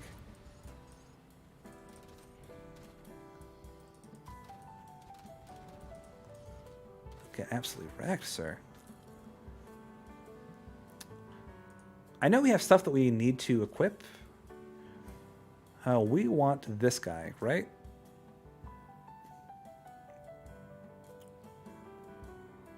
Hold on. Unmute myself for a second.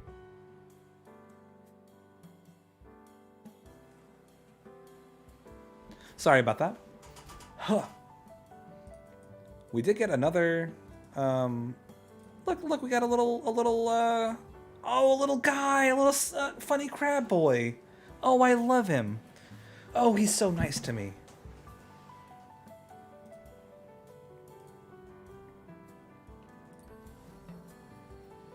I can't equip it to anything? Oh, I can equip it to Fire Blast. I just need to get Fire Blast on one of my weapons.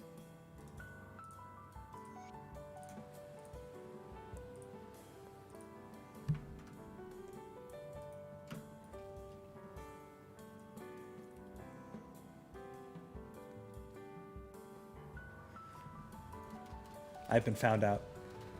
Mill, I know you didn't mean to do this, but now I have to abandon the stream and go find a new identity. As I can't have you people knowing that I fart. It will simply not do. I'm install Grim Eternals and Rainbow Loot tomorrow. Maybe even the ones that give you unlimited storage. It's honestly nice. I mean, most people who play this game have the loot hoarder gene embedded in their souls. I know I, for one, I have a lot of trouble throwing away certain things. So it's nice to have that sort of backup. Kill him. Guys, skeletons, get him.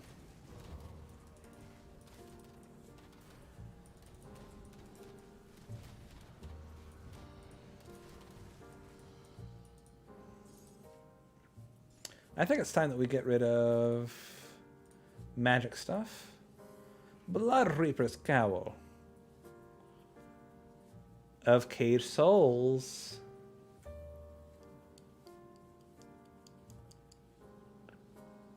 It's a whole lot of resistance, which is nice.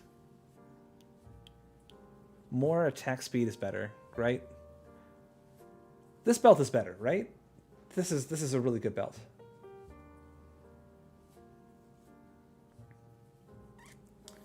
Oh, okay, so Solasta is a is it like oh, what's it called? Oh man, I'm blanking on it right now.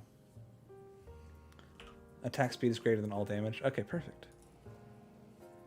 Goodbye, skeletons. I'll miss you. Baldur's Gate. If you don't rock and stone, you ain't going home. Is that a Deep Rock Galactic reference that I did not get? Let's put 1 point in this for the lulz, of course. It'll be good for. Otter, do you have any idea what you were doing to start the league with? Okay, so I don't know if I am allowed to say, but I know that there is going to be a new set added into the game for specifically Season 2, and I'm going to do that. So, yeah.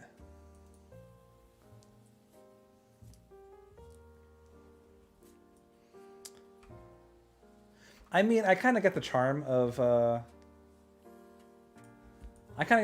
doing a 5e equivalent game, but I mean, the real strength in 5e is the fact that you don't have to play 5e. You could just say, you know what, we're going to say we don't want to do this rule. We're gonna go for the rule of cool. We're gonna role play the way we want to role play. What am I even smoking? Honestly, I have not smoked any of the devil's lettuce since the beginning of the pandemic. I miss it very much.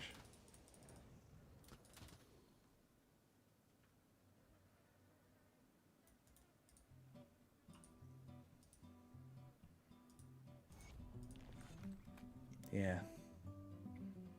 Here's a word from your dear old Uncle Otter. Marijuana's tight. Or, if you are somebody who's interested in hiring me for any reason, I think that marijuana is bad and don't do it. So that's sort of like the same as my political take. I am for the thing that you like, and I'm against the thing that you hate. What are these 5e and SRD abbreviations are using? From what I just heard, they sound like tabletop abbreviations. Laserstorm, you're correct. 5e stands for 5th edition, which refers to, of course, the 5th edition of Dungeons and Dragons. The what I would say is the gold standard for what people are playing nowadays. It's what Critical Role uses. It's what most. I would say it's the most popular tabletop role-playing game currently available. I don't know if that's my favorite, but it's certainly a great system.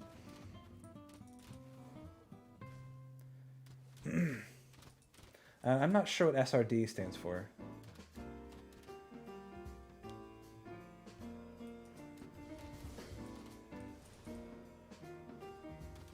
That's all right, that guy. Here's what I will say. If you're not familiar with tabletop gaming, you should. Tabletop gaming is fantastic. As much as I love them video games, the only thing that I love more is frickin' not video games. Games that you can play with your friends.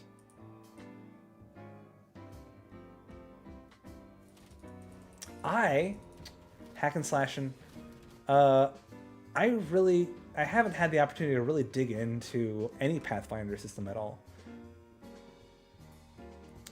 My favorite tabletop system, I am very, very partial to any of the Powered by the Apocalypse systems, just because how easy it is for people to just sort of dive in and have fun with it, and also how much it incentivizes playing a character in role-playing. If you've ever played any of the Evil Hat stuff, like again, Powered by the Apocalypse, Monster Hunter, man, we're really squish. Was that Halion?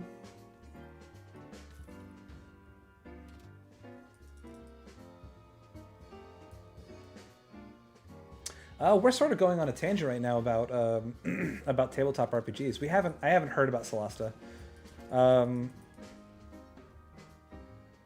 I honestly, even if I wanted to have an opinion about Solasta, I couldn't, just because I haven't been able to. I haven't looked into it at all. I like tabletop deck building games. I've been doing them every Saturday. Super accessible. Only tabletop deck building game that I've ever played is Dominion. That's like sort of like everybody's entry level tabletop deck builder. Although, you know that your boy is gonna get his hands on that tabletop Slay the Spire whenever that becomes available. No. It truly is. Quite honestly, everything in the world is better than step siblings.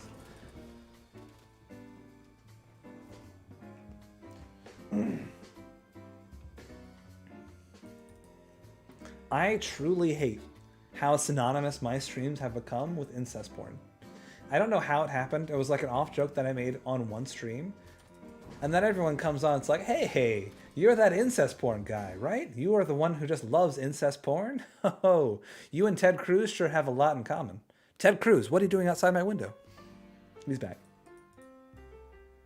I'm actually an indie game dev working on a tabletop RPG. That is fucking rad. Will you please tell us more about your tabletop RPG?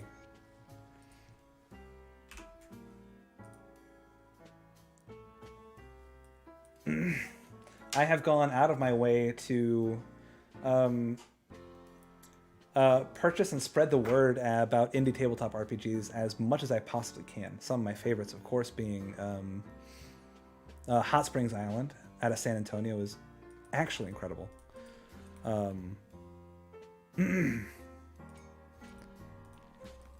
If you've ever heard of it, oh my gosh, I'm blanking right now. Wait, hold on, did I teleport over here?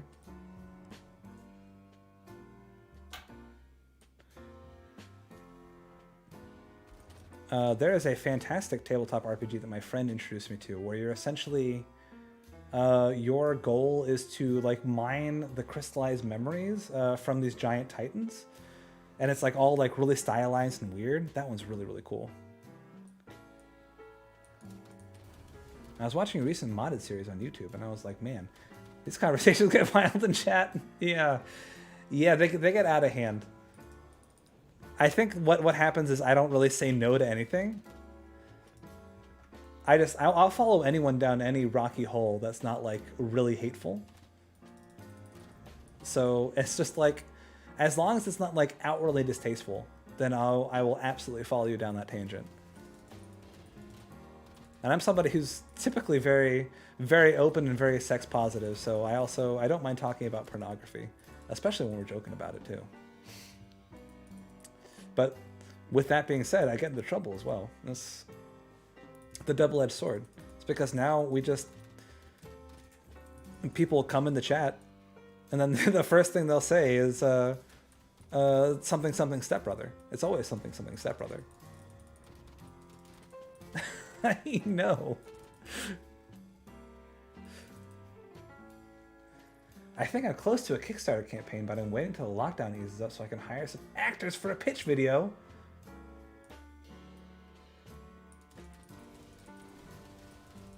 Rad.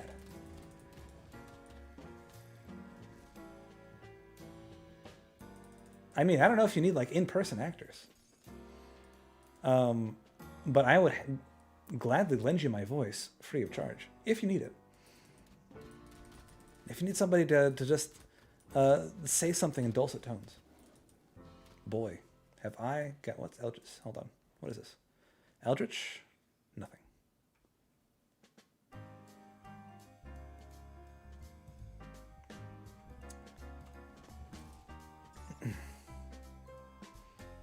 Do you ever go to any of the Penny Arcade Expos? Because that seems like the place to bring and market your tabletop RPGs.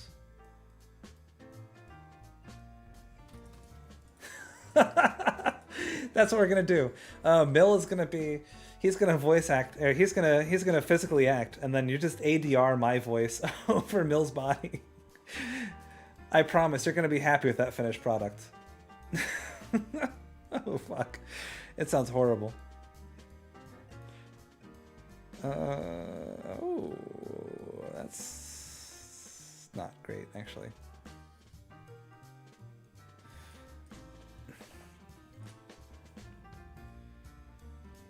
Let's keep on keeping on, baby.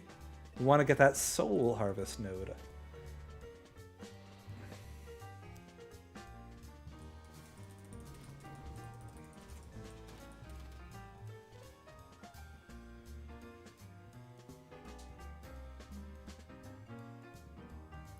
I mean, I find out a lot about tabletop RPGs through my friend who taught me how to play tabletop RPGs. But if I don't find out about it from there, I generally will talk to somebody about their game at PAX South, which I would have gone to every year if there wasn't a global pandemic. Oh god, I miss PAX. PAX is so much fun.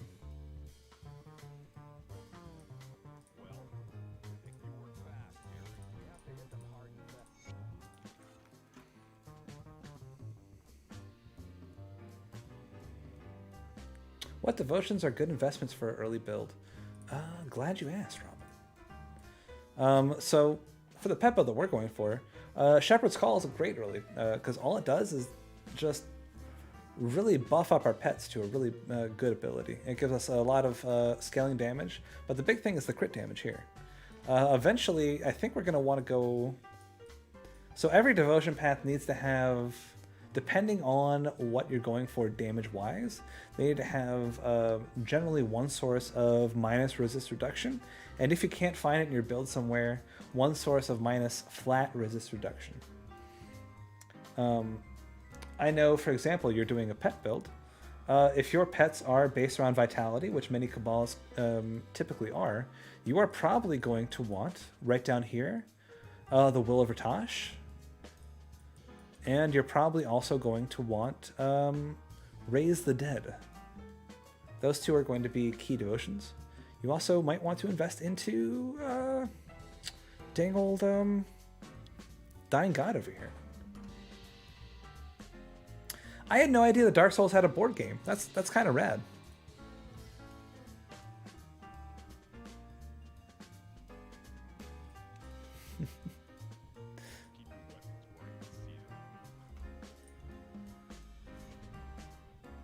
Whoops, hold on. Sorry, gang, hold on 1 second. Something happened. My chat closed. We're back. Can somebody just say something in chat, just so I know that it's working?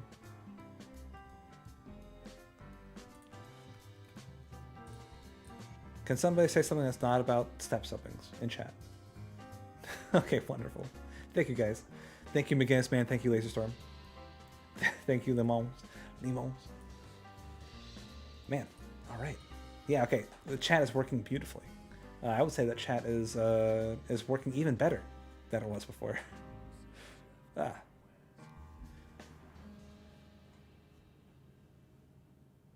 What other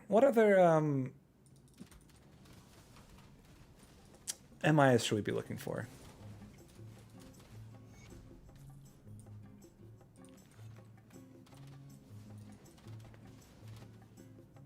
I'm not sure why my chat app randomly closed. Oh man, should we get a little bit of revenge here?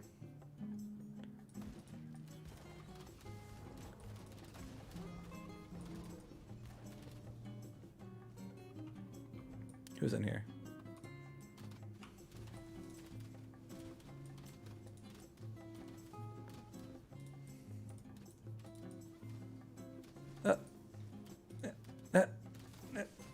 Yeah. Hey, what's going on, Sea Shark? How are you doing today on this fine afternoon? Evening. Whatever it is. You know the one. Do we use that metal? I think we do. Oh, we didn't have metal. Good. We're going down the pet rabbit hole, Sea Shark. That is our current goal.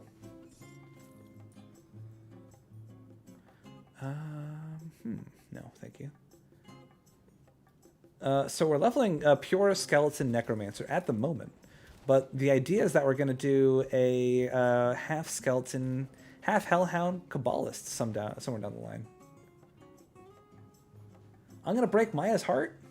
No. Maya should be proud of me for keeping the strong pet tradition alive. Or do you think I'm gonna break their heart because I'm doing pet builds really badly? I could see that. That might be a thing, actually. The hellhounds do indeed explode. In fact, at one point, we had a build all around exploding our hellhounds, and it was a great amount of fun. We should revisit that archetype.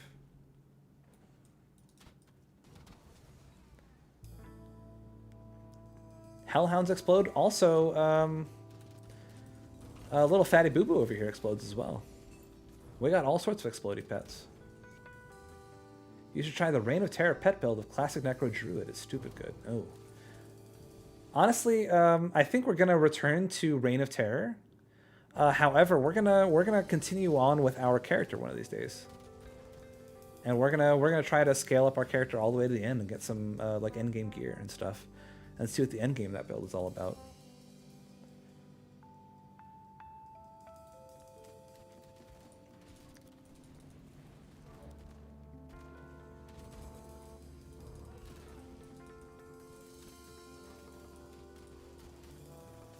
Oh, physics utility. No, can't do it. Cannot do it. We need to get...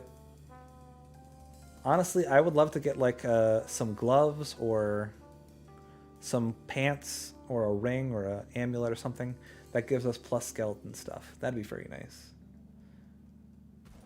Oh, here's a question. Are there any faction gears that give us bonuses to raise skeleton?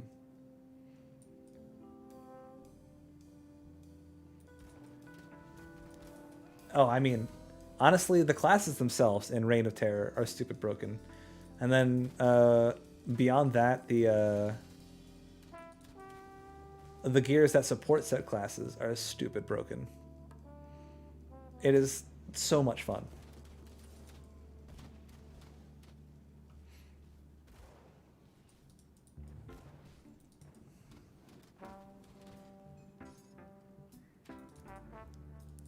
It's crazy how like simultaneously challenging Reign of Terror was, while also being crazy imbalanced.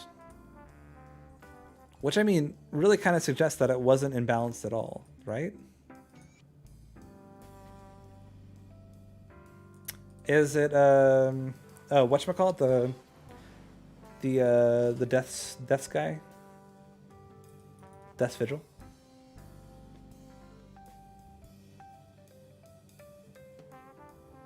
Yeah, exactly. It's balanced for a different level of content. Let's see. 4 additional points, which means next level we can get a couple points into Soul Harvest. That'll be good.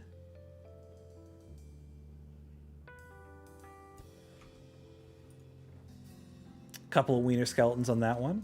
We take it. We have to. We take it right in the chin. I have 2 marrow bands for a bit early on. Free extra pets. Oh. Oh yeah, the little guys. I love those little guys.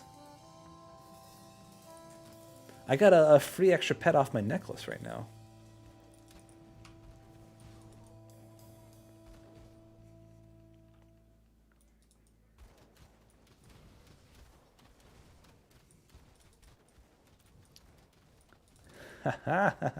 Look at him go.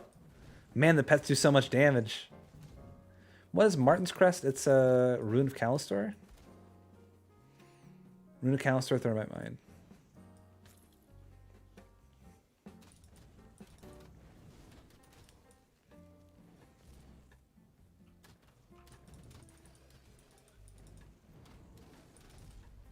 Shepherd's Calls reach rank 4. Very cool, very chill. Exceptionally chill, in fact.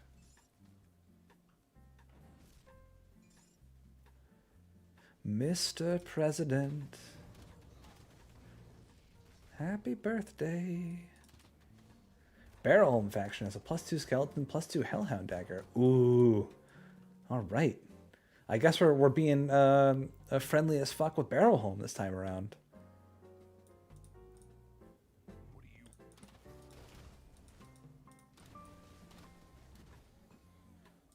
Man, my non-skeleton pets are very squish.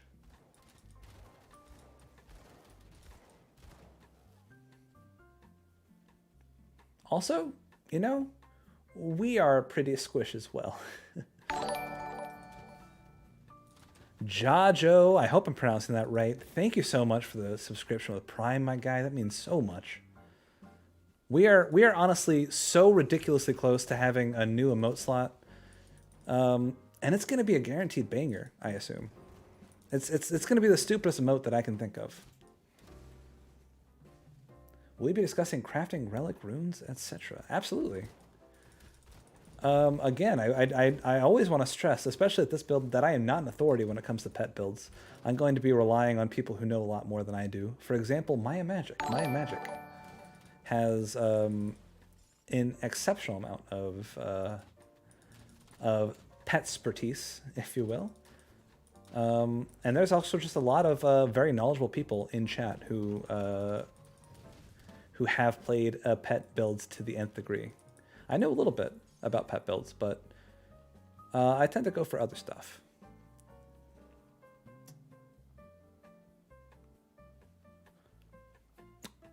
Also, oh, by the way, somebody just followed. I really appreciate that follow. Thank you for following. You are following me in the same way that Ted Cruz follows me home. Which, in a way, is comforting. I can't tell whether Ted Cruz has good intentions with me, but, you know, at this point I have been murdered in my bed. Which, I mean, it's good enough, right? Has to be. All right. 1, 2. All right. We get Bone Harvest here. We reassign you to Bone Harvest. There is a component recently that got buffed, which is the Eldritch Mirror. Got buffed to, I believe, 6% total speed to 10% total speed. Actual cannibal Ted Cruz.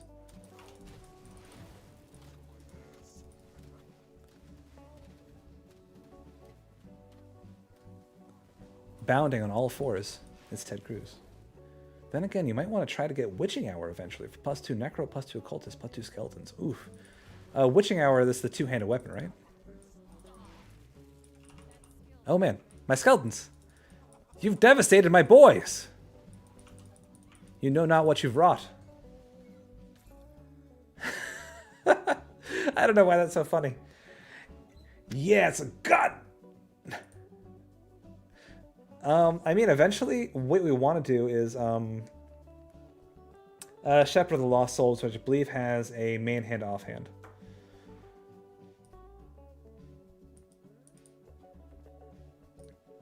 I didn't realize that Ted Cruz followed the same logic as vampires. That's good to know. You always want to know Ted Cruz's weakness. Barrowholm has a +2 Skeleton's Ring. Excellent. Oh, that's what we're talking about. Looking through Grim Tools, almost all the factions have at least one piece. Infinity Virus, amazing. Okay. We have, what are you looking to boost? Okay, so for skeletons, the big thing is raise skeletons. The next big thing is Will of the Crypt. That gives us flat vitality damage. Actually, Undead Legion would be an interesting thing to overcap because eventually, what is the upper echelon of skeleton limits that we have?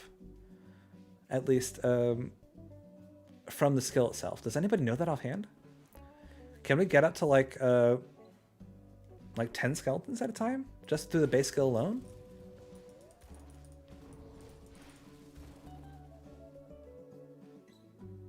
Gotta make friends with the cannibals, baby. Which is, again, my approach with Ted Cruz. I assume that if I go onto Twitter and I just say, like, sort of nice things about him, he won't enter my house at night and attempt to eat my flesh. And again, if that's ever on the table, for any sort of people that you're dealing with, befriend them. Absolutely.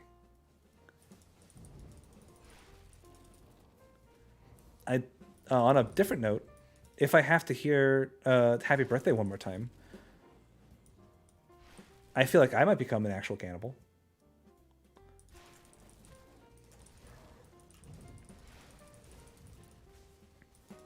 That would be an interesting thing to go for, that Soleil hat, whenever we out level our Lokar set, which is going to happen very soon, right?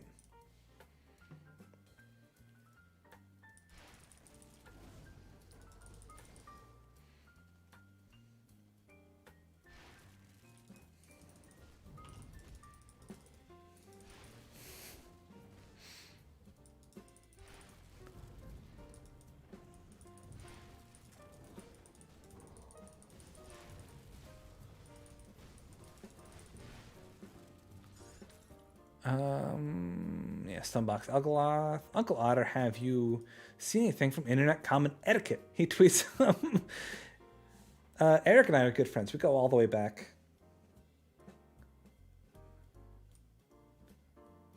Yeah, Internet Common Etiquette is one of the funniest channels on the internet. Frozen Core. No, thank you.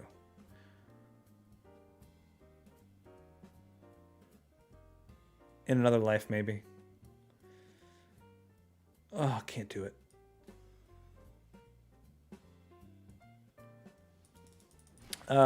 Sea Shark, that's our endgame goal at the Mo, is that we want to try the new and improved buffed Lost Soul set.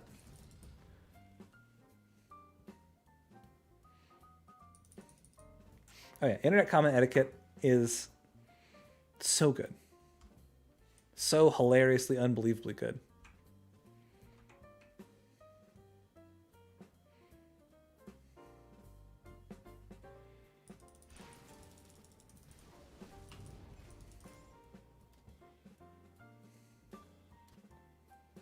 Okay.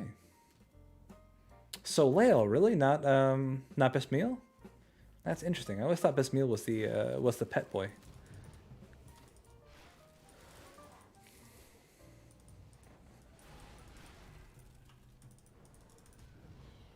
I have full vitality conversion Kabbalist with the Lost Soul set. Nice. I think that's probably what we want to go for, because there's so much great vitality. Bioscore Greaves. No. Anything here that we want to look at? No. Oh, there's a...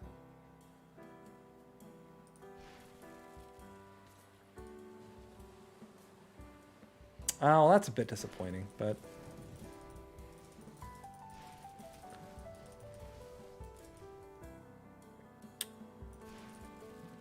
At least we're going to have fun leveling it. That's what it's all about. Honestly, has anyone tried any of the other pet builds since the nerfs? The nerf / buffs?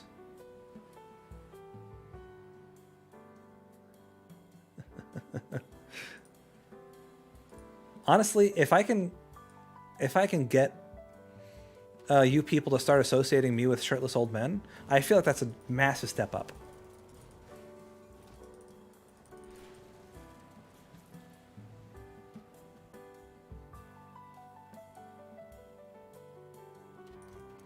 You know, the funny thing about being on the internet is that you can't tell which one of your viewers is in fact a shirtless old man.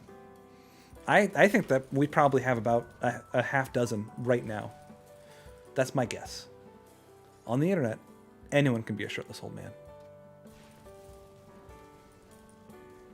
Yeah, you want to diversify yourself a little bit. You can't just make it super apparent that you're just you're stealing everything from people who are funnier and better at comedy and in general content creation than you are.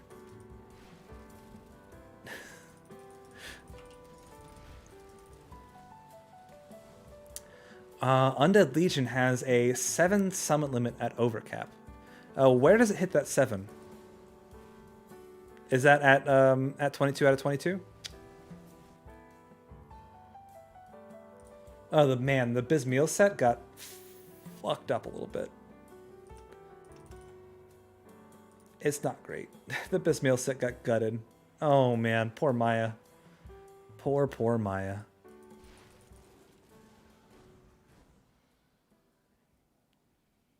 I'm shirtless, I feel like an old man. Do you just feel like an old man because you don't wear like your knee brace nearly enough whenever you're doing hard manual labor? I'm working toward the Ishtar pet rituals right now. Can't do many of the others because I'm still missing some of the Gull set pieces. Yeah, well, Gull set is another one of those that was top dog in a world pre 1.9. And then now I think Gull might have gotten hit a little hard by the changes. 19 is the 7. Okay, so theoretically we only need to get up to 19. Oh. Otter, in your opinion, how bad / good is the Arcanist? Arcanist is great. I'll show you what I mean. Not choosing Arcanist, guys. Calm down. Maven Sphere Protection is one of the best nodes in the game, I would say. Percent damage absorption is very, very strong for anyone who is looking to not die, which you should. If you want to play this game, you should not die. Arcanist has a lot of very cool tools. Recently, Panetti's Replicating Missile got very strongly buffed in 11.9, which I am strongly suggesting that Replicating Missile builds are now a very strong thing to do. Down here, Inner Focus is a great single focus or a single soft cap node, just because it gives you, I think, at 12 points, 10% offensive ability, and Scaling Spirit's never a bad thing either. What else? Nullification is one of the best 1-point wonders in the game. Just straight up switches off enemies with buffs, and I think it also purges you of negative effects. And then, of course, we have Mirror of Vortices, or, oh man, I always do this. Mirror of Erioctes. Did I say that right? Mirror of Erioctes. Which just makes you invulnerable to damage for 3 seconds. Insane. You have lots of build-arounds in Arcanist as well. Calidor's Tempest is a strong contender, as is Alberic's Etherray. Start Pact is one of 2 abilities in the game that lowers your cooldown reduction, or gives you cooldown reduction, making it very, very strong. And then finally, Devastation is just really great. Does a lot of AoE damage. Can really carry through builds that don't have a lot of great sources of AoE if you're more single target focused. As long as you have a little bit of investment in Devastation, you should be able to get out of sticky situations quite easily. Give me 1 second, gang. I think my music turned off. There we go. Sorry about that. Absolutely. I'm not seeing changes to PRM. Why is it viable now? Oh, the PRM base node did not get changed. However, it was supercharged right here.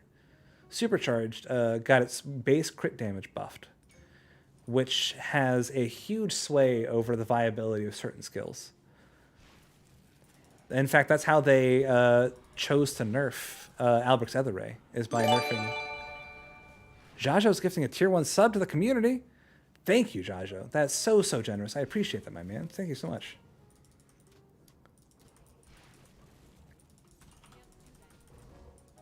Honestly, I feel like I am I'm being trained to become like a sleeper agent, and Happy Birthday is like my trigger. So I'll just be like at Denny's or something, and they'll be seeing Happy Birthday as somebody, and then I'll just want to go and like do like a quick little assassination. Ah, Sea Shark, you're the one who got the... Yeah! Let the boys eat lasagna!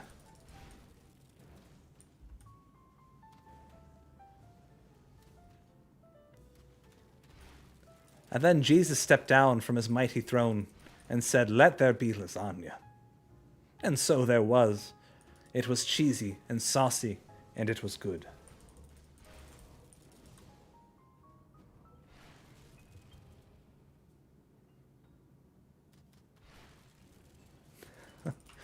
Oh, I really appreciate that.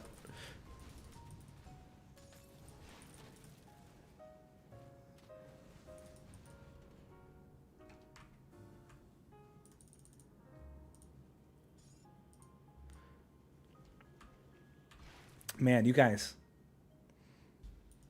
I think we're gonna do it. I think February is the month where we're gonna get a new emote. Let's start brainstorming now. There's always... We could always just make the jank tank more widely available. That's something we can do. In fact, it's something we should do. But there's other options as well. What other sort of in references? No, I don't like that way of thinking. Let's step away from references within the community. Shit. What would you guys like to see on an emote? Like, no. Let's talk about shirtless old men. Maybe we can get like Prince Harry without a shirt on. He's like really sweating in a pizza shop. Maybe that's something we can do. Sea Shark thinks that we should have an emote dedicated to the band Creed from the early 2000s. I can't say I agree with that assessment, but I certainly will not say that I disagree either.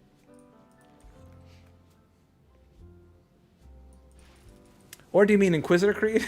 Do you want me to... Putin after exile? Just like shirtless on his wonderful horse?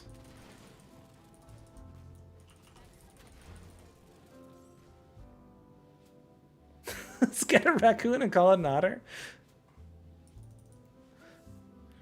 Again, the question was not, how do we convince other people that we have an actual otter? The question was, what emote should we have? I love they're thinking outside the box, Mill.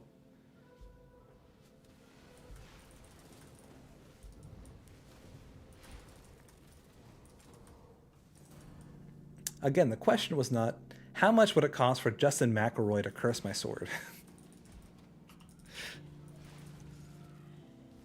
A PogChamp emote, but it's Bacilla. Oh, interesting. I don't know if I have the skills to pull that off.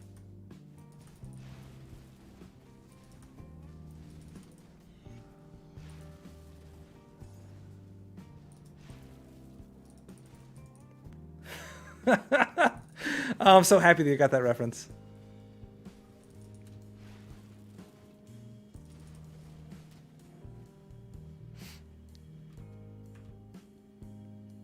Oh, $300.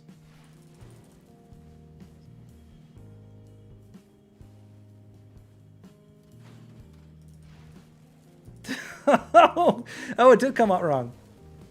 Ulgrim grilling. Ooh, I don't know why, but there's something very appealing about that. Just Ulgrim going at it with a steak. No, wait, that came out wrong. Just Ulgrim grilling a steak.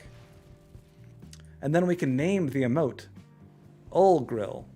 No, that sounds strange. I don't know why. Ulgrill. Oh my god, look at how many mages we have. Gang, we are packed to the rafters with mages right now. Get them, my mages. Get them, my secret fiery boys. Yes. Let it rain pain from the heavens. Grilled on. Oh, it was right there in front of me. Oh, it hurts. Of course it's grilled on. No. I can't believe I didn't come up with that. Obviously it's grilled on. I gotta retire, gang. I don't think I can continue on after that. Jeez Louise.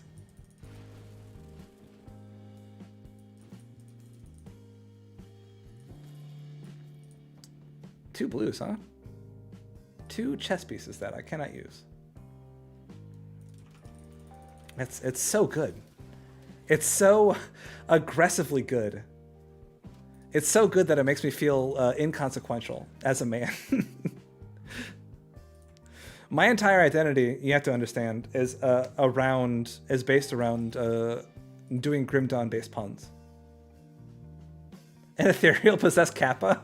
Oh my god, we could just get him with like a green aura and glowing green eyes. Ooh, there's something about that that's very appealing. Yeah. I think like the ubiquitous of that would be very nice to see, you know? I think like there's something about that I think everybody can be a part of, you know? Like, oh yeah, it's just Kappa, but he serves his ethereal overlords.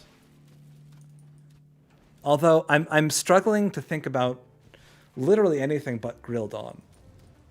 I don't think the emote would be good, because it's just gonna be like there's gonna be so much going on. There's gonna have to be like a grill and a steak and like grill lines, and like Ulgrim's gonna have to be there with like a thing. And again, it's 156 pixels, so it's gonna be this busy little emote. But the pun is just so good. And again, I would like to get a nice little like a classic Twitch emote in here would be nice. Maybe we just take Ulgrim's face and we put grill lines across it. No, that's mean. Ulgrim doesn't deserve that.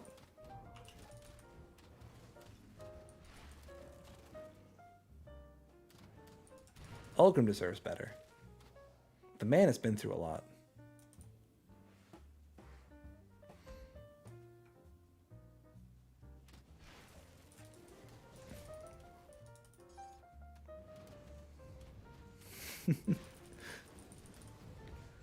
The Scorv is such an iconic part of the Grim Dawn community.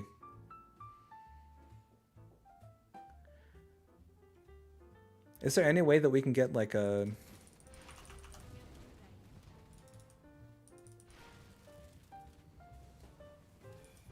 I would honestly, I feel like we could get a lot of use out of a Kappa emote. Just with, again, I hate to keep bringing the conversation back here because I do want to move away from this eventually, but with all the references to pornography that we have in this community, Kappa would go a long way, wouldn't he? There's a lot of gas in that tank is what I'm saying.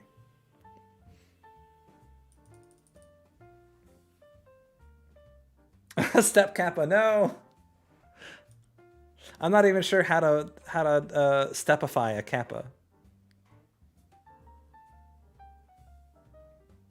Did I get the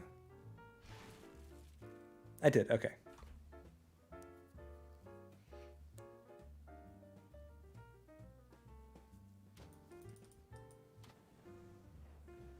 Oh, I do both, Scourge.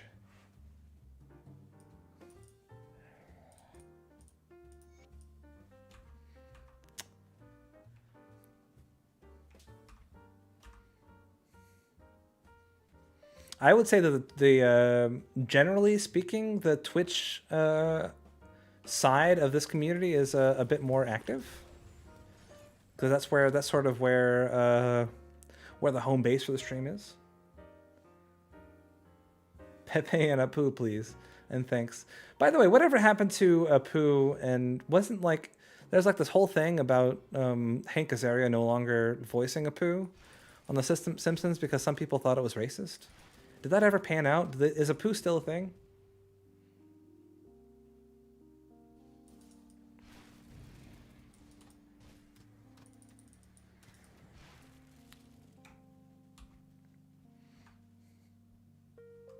I would like it to be known that I don't have an opinion on that. I haven't done the research about whether or not Apu should be in the Simpsons anymore. I honestly haven't watched The Simpsons since I was like a teenager. The entire character got written out. Wow. That is a drastic step.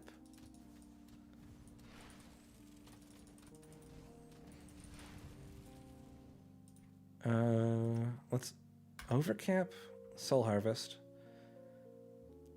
Let's put 1 point into Rotting Fumes. That's pretty good, right? Shred DA.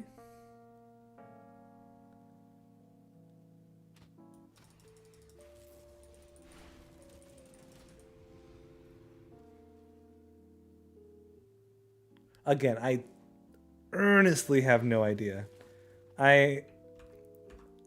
My gut reactions are to always speak on something that are way out of my depth and just shoot from the hip.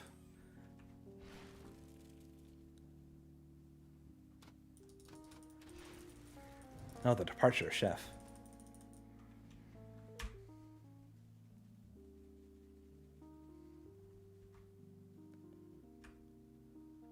The departure of Chef is something that I will never, ever forget. It's such a great episode, too.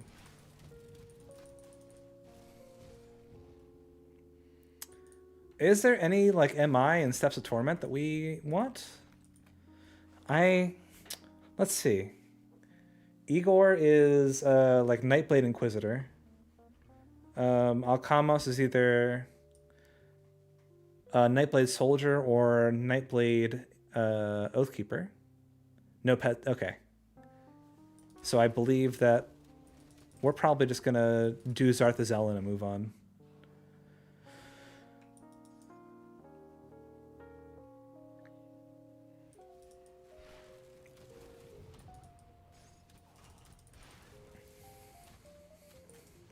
What is our next important pet MI? Is it Wendigo Eye? Is that the next one?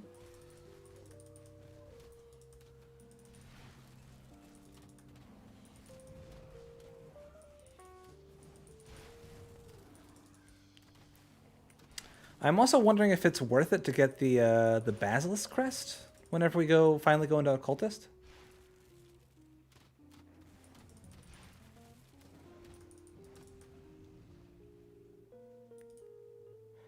Open question, guys. Obsessive completionist or maniacal speedrunner? Spencer. It depends on the day, I think. I think generally I tend to strike a happy balance between the two. I think since I've generally seen the game all the way through so many times, I tend to be more on the maniacal speedrunner side of things. Oh, I really need to... What? It's my pierce resistance. It's really bad. Yeah.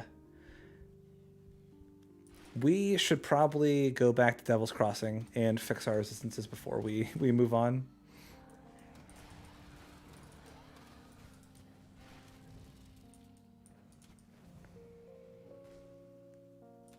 What is Soleil's Malice Pets? No. It's something Bismail's Will, right?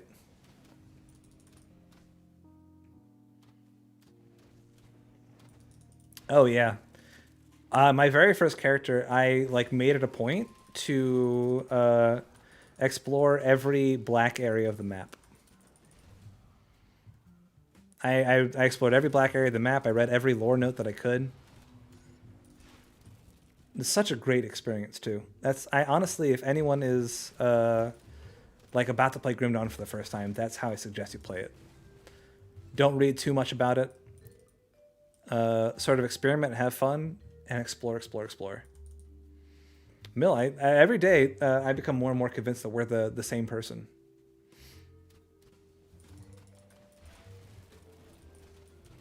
I'm just gonna look in my mirror one day, and I'm not gonna recognize the man staring at me in the mirror. We're gonna Freaky Friday each other from across the globe.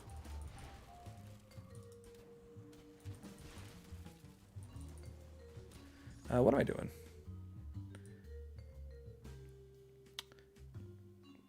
Do I want more points into Beefy Boy? I think honestly no. At this point, we just go for Master of Death, right?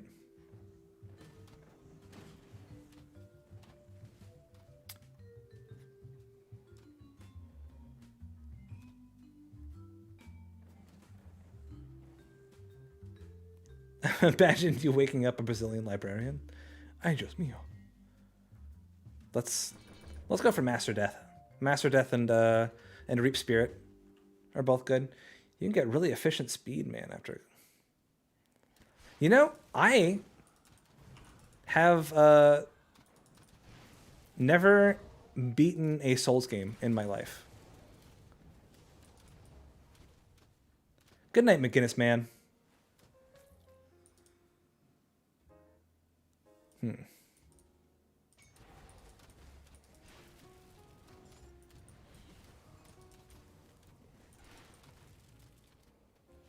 I tried really hard to beat Sekiro as well.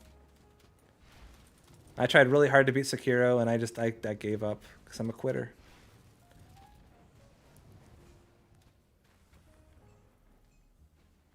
You know, Neckped, I've been playing Civ 6 a lot recently because the new X packs. Civ 6 right now actually has a fantastic game mode where you can like recruit like individual heroes that have like strong abilities. They're either like fantastic in combat, or they like give you like great diplomatic bonuses.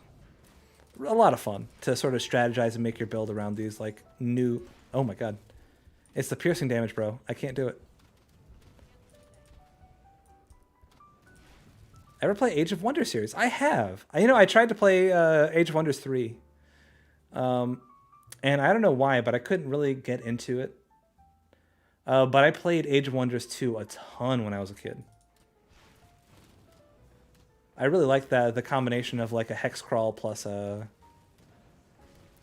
a strategy game. I thought it was a great combination.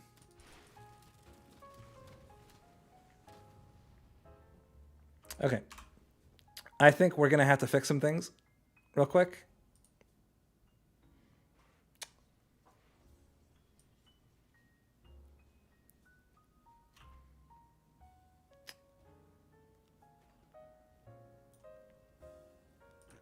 Honestly, I need to go back and retry 3. Because I don't think I gave it an honest shot. So let's see. We want a couple of Silk Switch.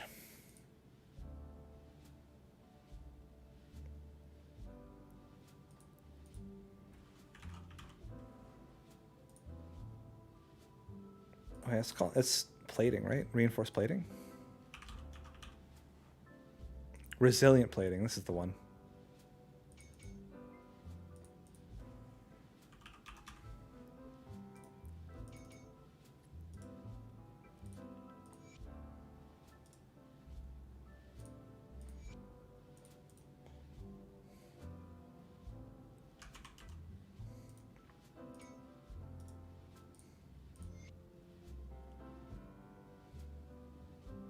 Did you ever play Heroes of Might and Magic, specifically the third one? I've never played a single entry in the Heroes of Might and Magic saga.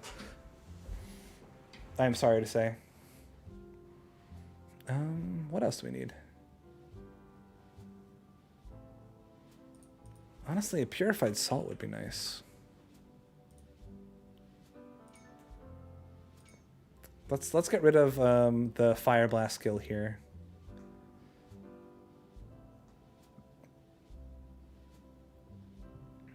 What else do we need? Honestly, chaos resistance would be great.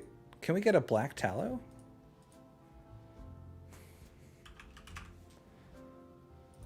We cannot. Oh, of course we can. Yeah. Let's just try to get lucky with that. Let's add some corpse sea dust. Let's get what's it called? Wardstone.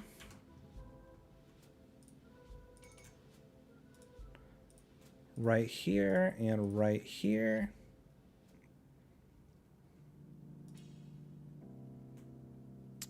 We want a Mark of the Traveler right here, right? Do we have any in our inventory? We should at this point. Mark the Traveler.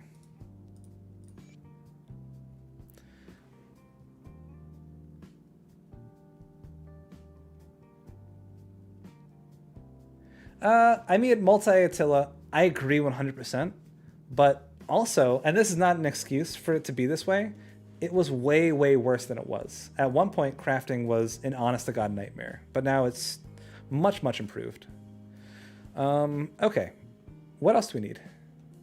What else can we slot in? Is there anything that we can put in our hands that's beneficial to pets? What do you do? That's... Vitality resistance is not bad. Let's go for yeah, that's fine. How about an anti-venom salve? Can't make that because we don't have the scrap. Right. Good. Good.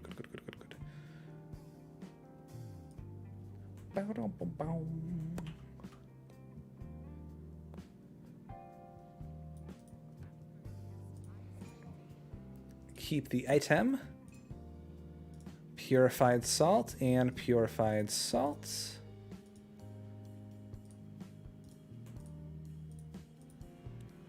Good. Let's bump up our physique a little bit. Get beefier. Okay, now we're good against everything but chaos just about.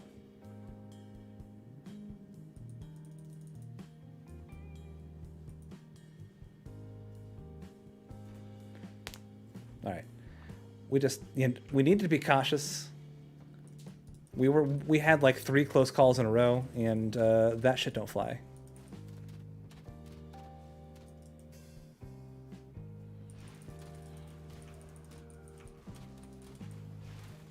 Another Death Knight, that's good. Actually, I kind of like the Death Knights. Mages are good, but Death Knights are... they have decent AoE as well. And they're sturdy. Got a little weenie skeletons in the fray. It's kind of fun seeing the weenie skeletons go toe-to-toe with other weenie skeletons, though. I think, honestly, the biggest thing that's holding us back is armor. But that's always going to be an issue with Lokar's set.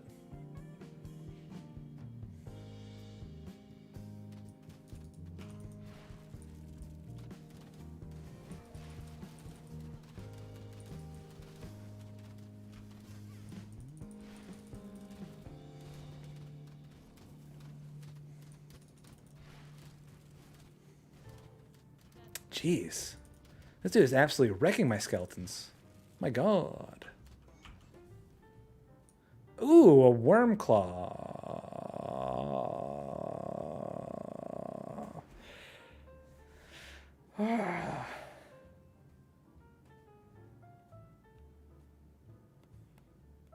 Okay, we obviously pick it up.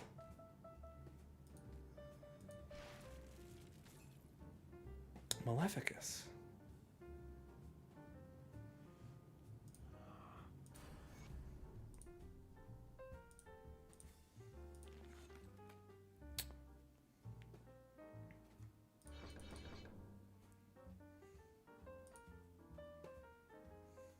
Okay, cool.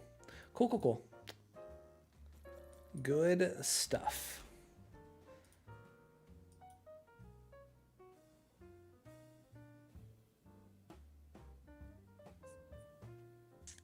Oh, we missed the shrine. Well, we'll cross that bridge whenever we hit level 40. Truer words have never been spoken.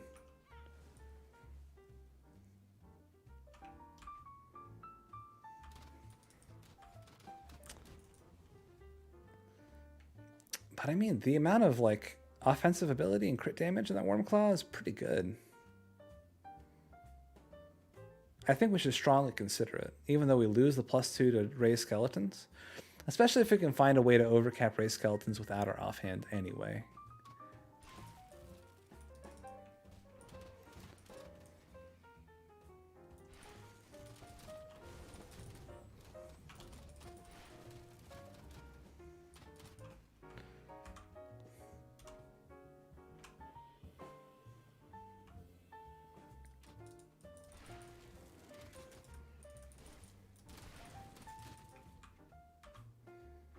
Where is Lucha? She's up here, yeah?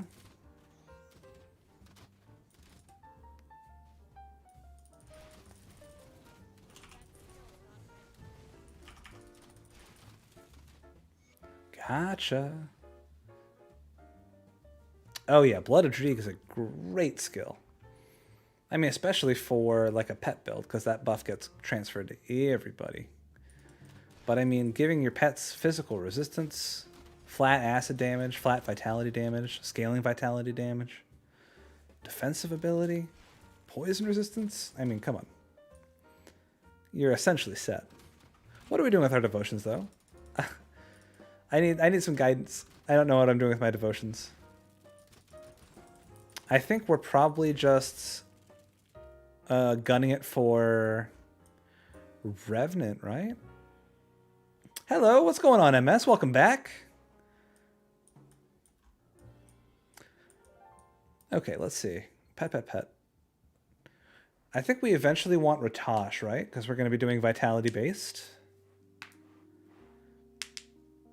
Well, this is going to be tough because I think we want Ratosh. Maybe we go for like something like Ratosh, Dying God, Revenant as our endgame goals. But I kind of really want Ishtak. Ishtak is good though.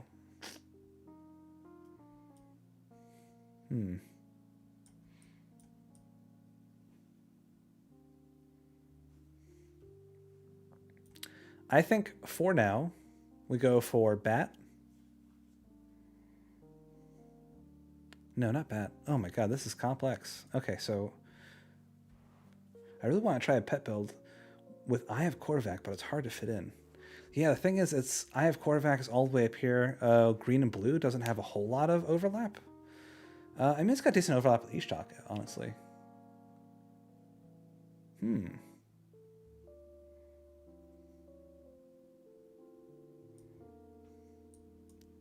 All right. Let's think about this for a second.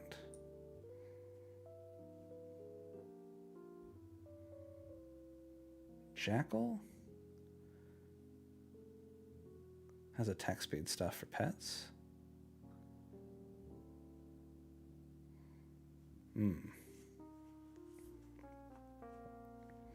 We could do Vulture Jackal into Revenant. I don't know if that works, though.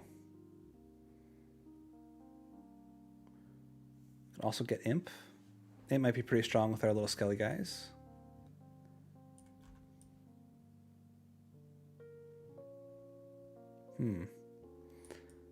Really, pets are not my forte. I know, I've said that a lot. It's like my catchphrase tonight.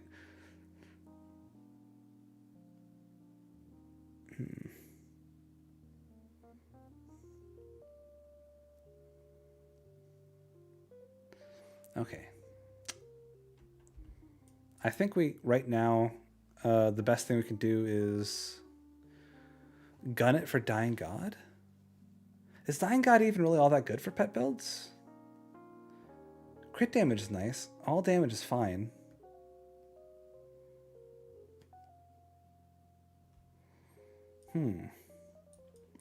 No, I think our best bet's to go for Will of Ratosh.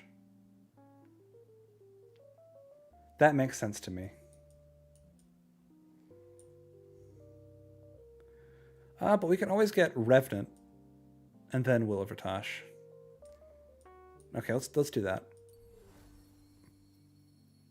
Bonus health and attack speed. That's not bad.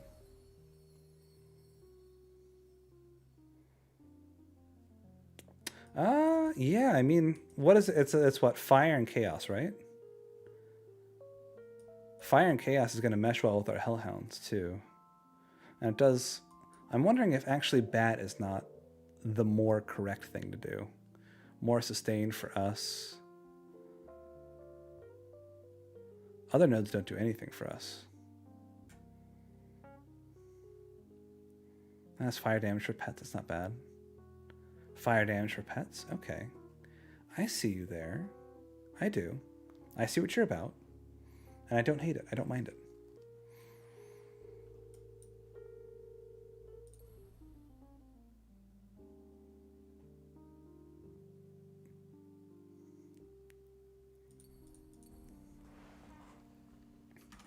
All right.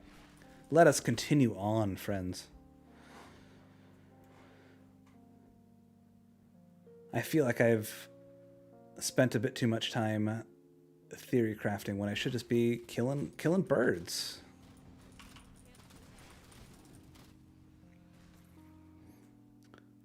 Honestly, at the end of the day, all this is going to mean a diggly jack squat if our character dies prematurely, so we need to be careful about that.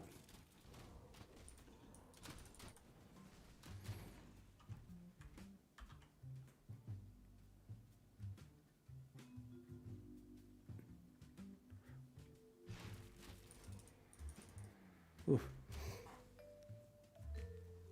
Oh, I feel a sneeze sneaking on.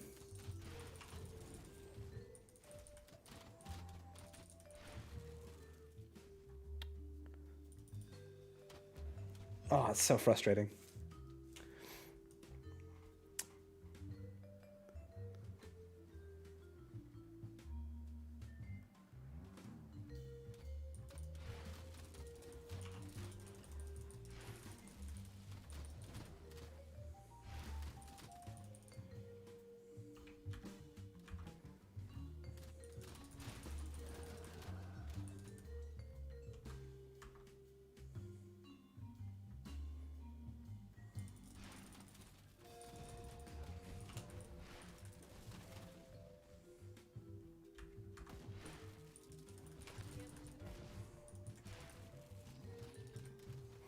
I'm honestly going to have to like do some research after this and see what other people are slotting in for, because I think what we want to do is vitality based Shepherd of the Souls build, right? That's going to be our end game goal.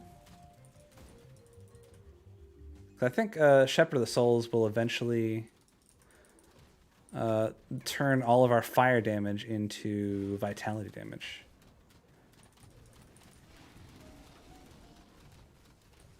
Oof. Increase leg armor. Can't pick the... Oh, no, hold on. We can. Elemental resistance. Health, defensive ability. That's not bad. We'll probably end up putting that on whenever we hit level 37.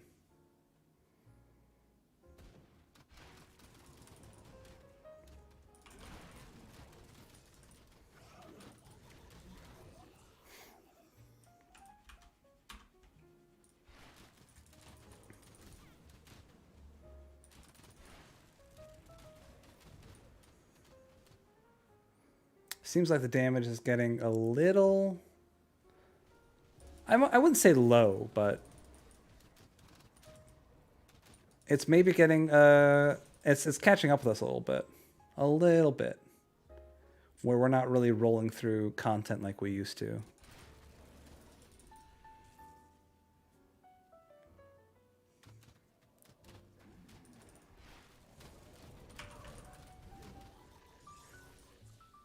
Bone Shard Lacerator.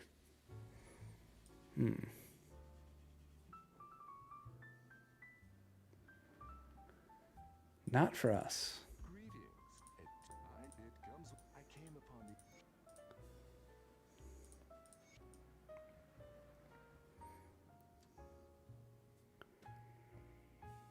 I feel like there's some MI that we should be looking for in this area. Don't exactly know, though.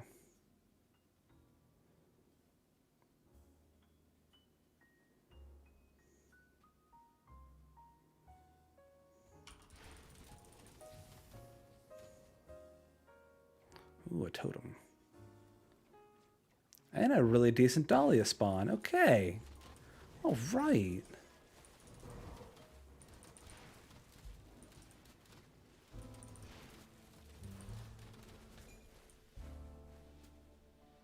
What's a bone slicer? No. It's a whole bunch of nothing. Where's Dahlia? Right there. I love how I take extra consideration to loot this guy's dead sister before returning back to him. It's only right. Maw of the Beast. Sounds like something that'd be good for us, but no. But nay.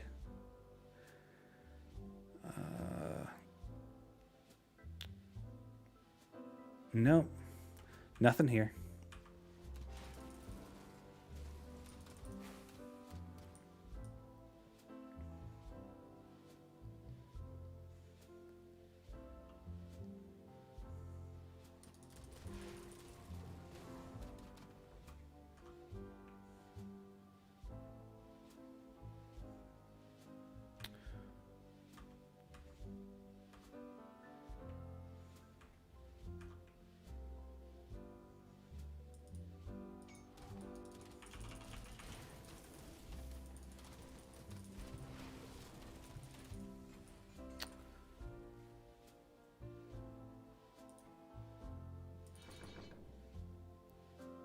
Oh wait, we can go ahead and get Blight Burst. That might be decent. Master Death is going to be a very big deal for us. It's going to be quite good.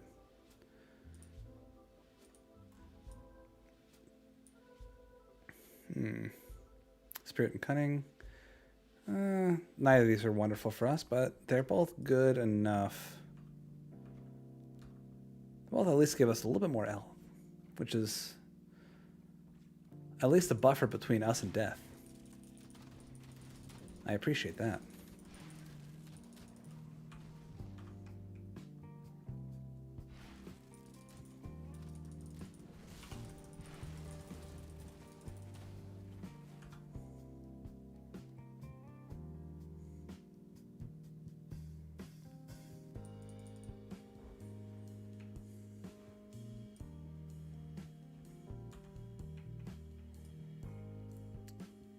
Ancient Savage Totem. Is that in whatchamacallit? I think we're probably just gonna get to Homestead here, and then that's probably a decent stopping point.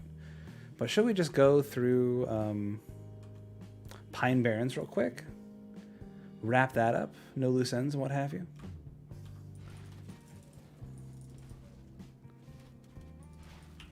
Let's throw in one more EXP potion. Where you at? There you are. There you are. I don't know why, but I always have trouble finding my EXP potions in my bags. They blend in just so seamlessly.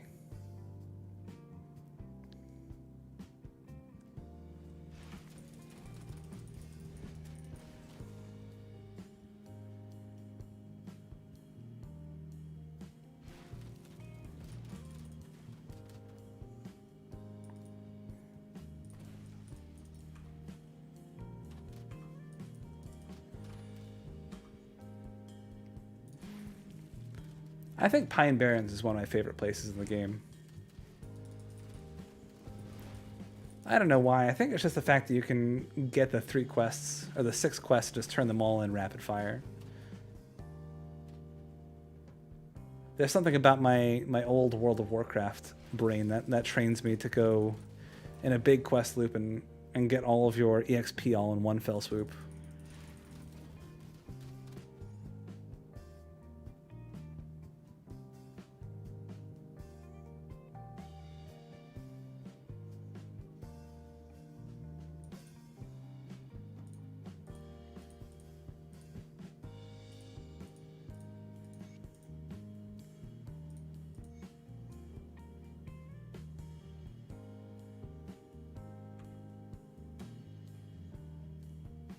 We are wearing the EXP gear. We got the 4 set Lokars. We got the EXP potion.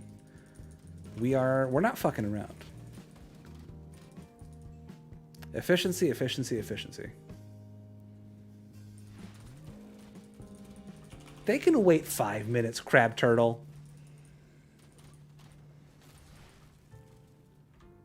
That guy's not going to die right away. He's got at least a solid 5, 10, maybe 15 minutes. I think if we're generous, we can give him double digits minutes to live.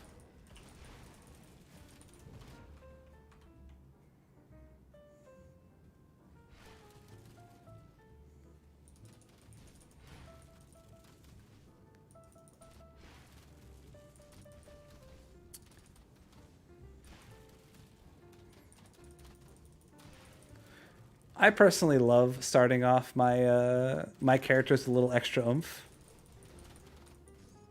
I know that some people feel that it sort of ruins the leveling experience, which I get to an extent. It's not all the time that I level with a low car set, but and sometimes I really get in the mood for it. The +1 to all skills feels significant. The bonus EXP definitely feels significant.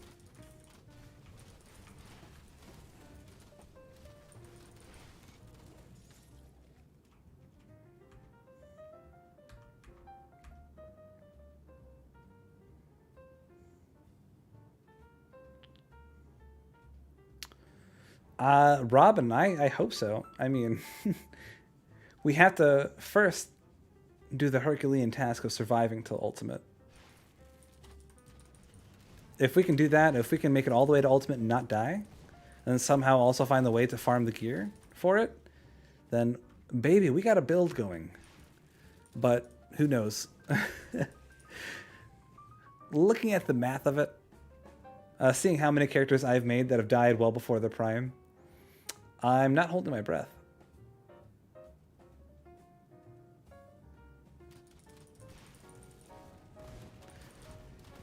The first time I ever killed Lokar was before Crate had nerfed the Spellbinder interaction with Mark of Torment and Mirror of Irioktas. So you just had a character that did, like, seriously almost no damage, but also took no damage either. So I would just go to Lokar and slowly, over like the course of 10 minutes, wither him down until he was nothing. Oh yeah, we always, generally always, make it through normal. there have been some flukes where we die in normal, but usually later Elite and Ultimate is where we will have an unfortunate run-in with death. Then we'll mourn our character, and we'll move on to the next one. However, even if we do end up losing this character, I am still interested very much so in exploring the late game possibilities of the new pet Kabbalist. I feel like it might be decent. Or at least decent enough, you know? Where is the...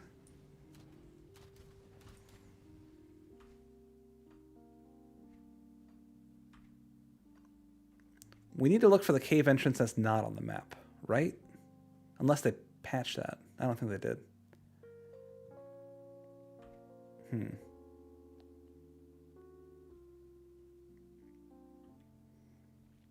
A classic. A timeless classic.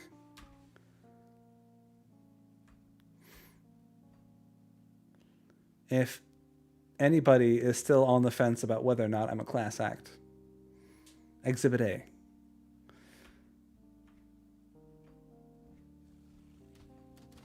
Man, I'm missing it.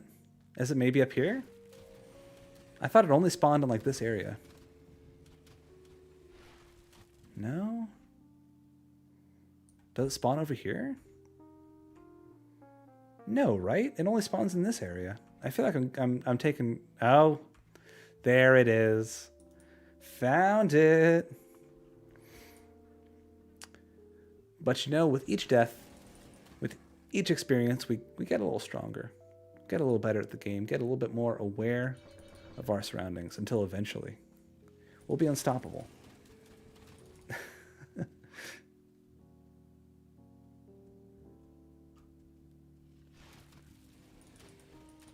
I would say they're, at this point in time, interchangeable.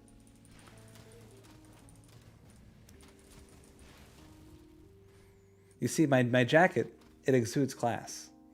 But my living situation, where I live in a cold mound of garbage, says otherwise. Something, the duality of man.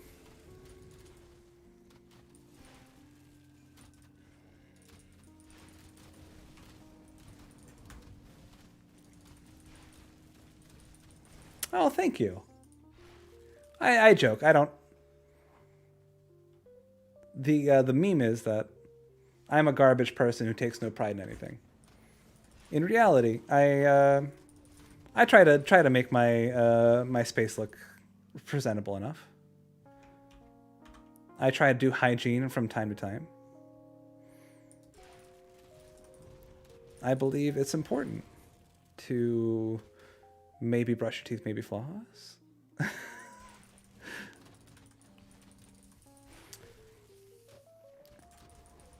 Because that's how you have to be on the internet, right? You have to...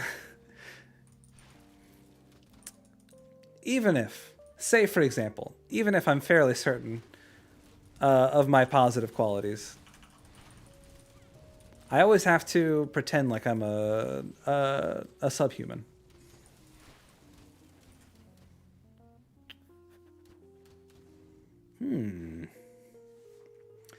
This is interesting because it shreds vitality resistance.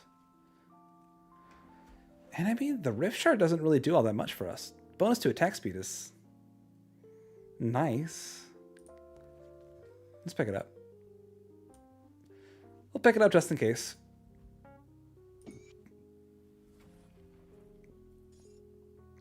Wreath of Souls? Oh. Oh, in another life.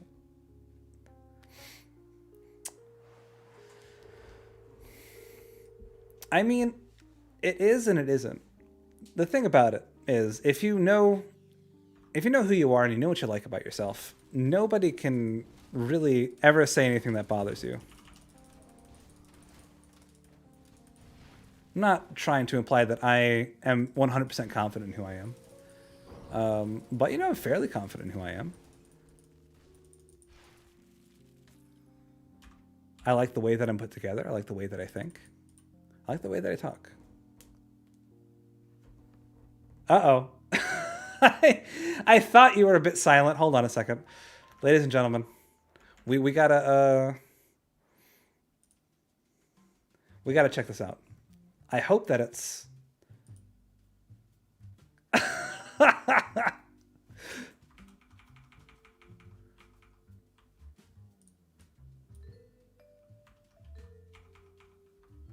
Oh, it's adorable. Ladies and gentlemen, Grilled On. Can we please get a soft round of applause? Marvelous, marvelous. Excellent form.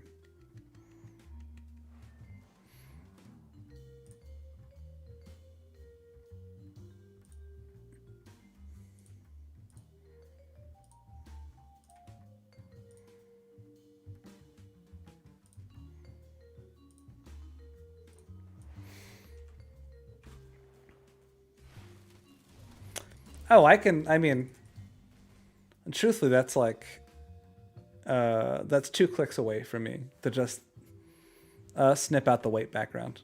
But I mean, if you want to be a homie and snip out the white background, or just put it on a transparent background for me, I wouldn't say no.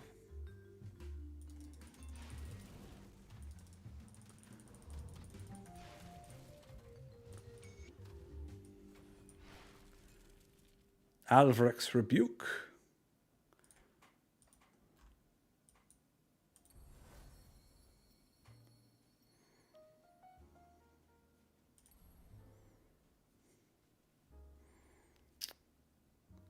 Ooh, vitality resistance.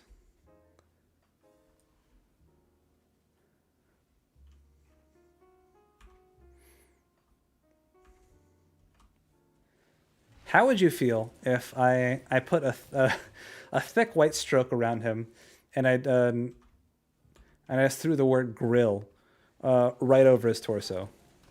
Would that kill it for you? I'm kind of obsessed with the idea of emotes that don't really emote anything. Like, there's no reason that anyone can just like casually bring up the lasagna boys emote. That's not like a that's not like an emotion that's tied with lasagna boys, right?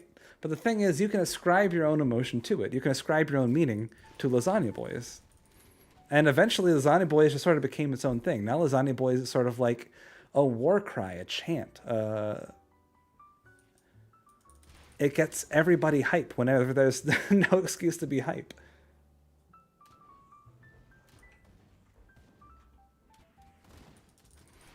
And truth be told, I don't know when we're gonna we're gonna be doing Grill Dawn as an emote. Like, I don't know when people are going to like actually use Grill Dawn. But that's sort of the beauty of it, right? Is you just make something that doesn't really already have a place, and then you let people decide what they want to do with it. We'll figure it out as we go what Grill Dawn is meant to be.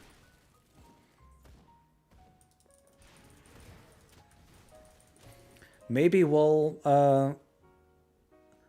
bust out the Grill Dawn every time we find a food ration in the wild. Maybe we'll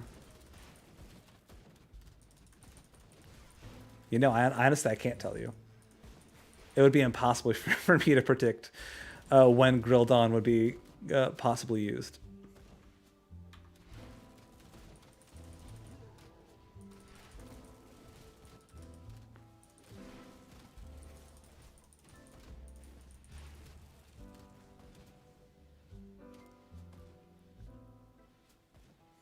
Oops. Oops.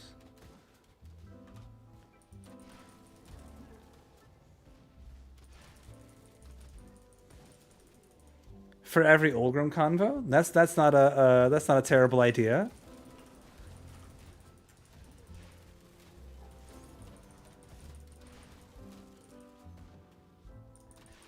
Maybe we can do like some sort of maybe we celebrate the emote with some sort of grill-based build. I mean, obviously it would be like a fire build or like a lightning build or something like that. But apart from that, I don't know what a grill-based build would look like.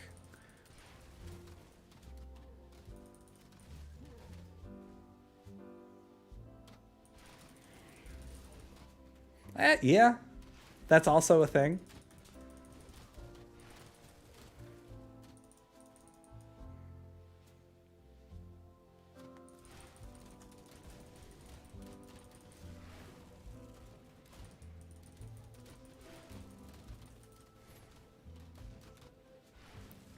We can seek to enrich others' communities before our own. It's the global mindset.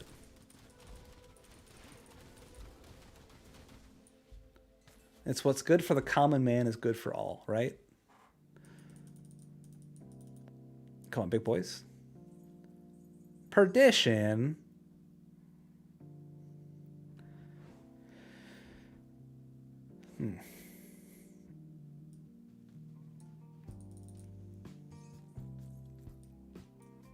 And let's go reap our reward. Bow, bow, bow.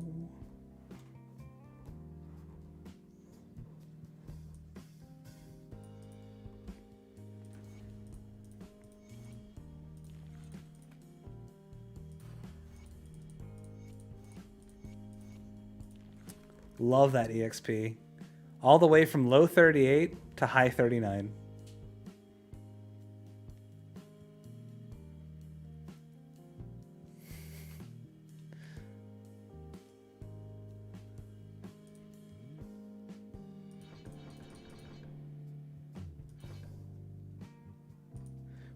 Okay. Special two-handed spatula with a +2 to fire.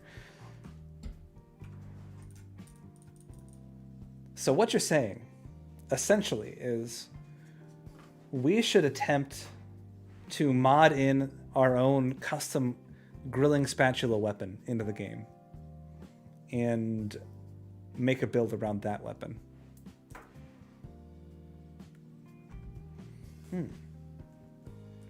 Like the way you think. One-handed melee loot grilled on. So that way we just have the spatula in one hand. We maybe got the frying pan in the other one. We're flipping patties onto the spatula and grilling them up.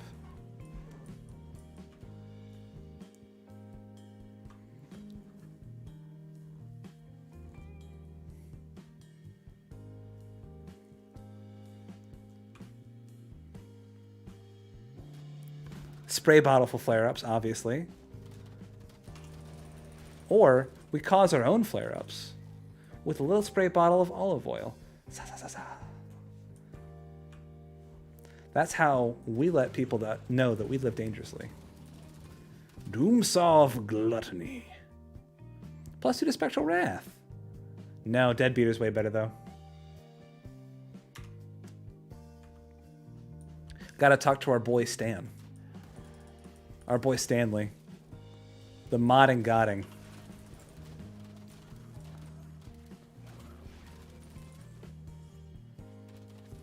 Purging Gaze. No, that's a helmet, right? Yep. Can't use it. Can't do it. Won't do it. Because I'm a man. I'm a man of God.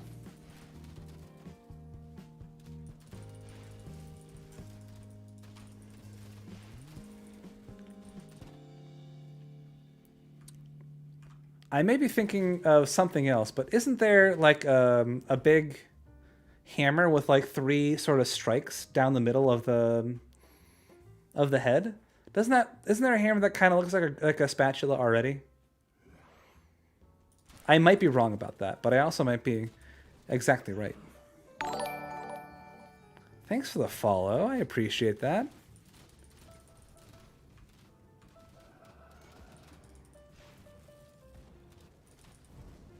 Oh, welcome to the Twitch community, where it's all wholesome all the time. Not exactly, but you know, it's not wholesome.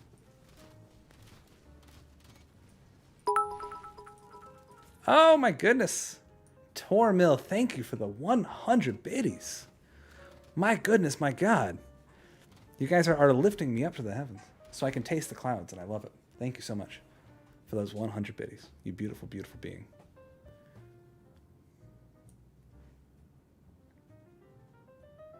Oh, I see. You came to the channel. You found out from the channel. You found out about the Twitch channel from the YouTube channel. I gotcha.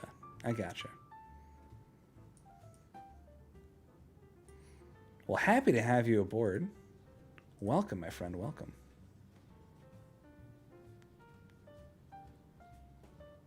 It's just Tommy. Gotcha. So Tommy, thank you for the biddies. I really appreciate that so much. Oh shit! You just finished book 1 of the D&D campaign. Ah. I love it's a more niche thing, but I love that people are picking that up and enjoying that. That really means a lot to me, because me and all the players have put like a lot of effort towards sort of making that fun and engaging. Even Sea Shark is here, who is you would know him as the character player of Avery Locke. I really appreciate that. Thank you so much. It's strange how much I tie my sense of self and identity to my ability to be a good Dungeons and Dragons dungeon master.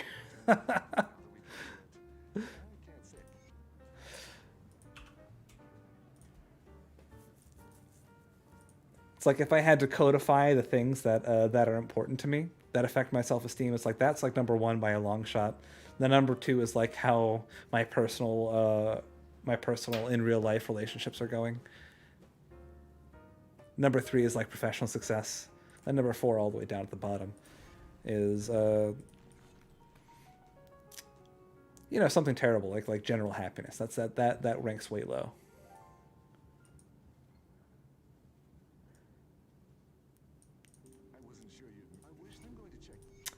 I think it's real easy to get in your own head about being a DM. What armor set did you say you were working towards? We're going to be working towards the Shepherd of the Lost Souls armor set. I believe it's a pure vitality set that converts all of our pets' physical and fire damage over to vitality, and it focuses on Skelly Boys and Hellhounds, which I think is really cool.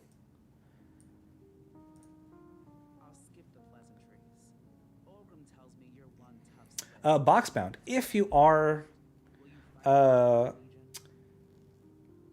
are curious about maybe perhaps jumping in a game with me, we are going to be doing sort of subscriber-only one-shots on the channel starting soon. I don't have an exact timeline about it, but soon we are going to be doing subscriber-only one-shots.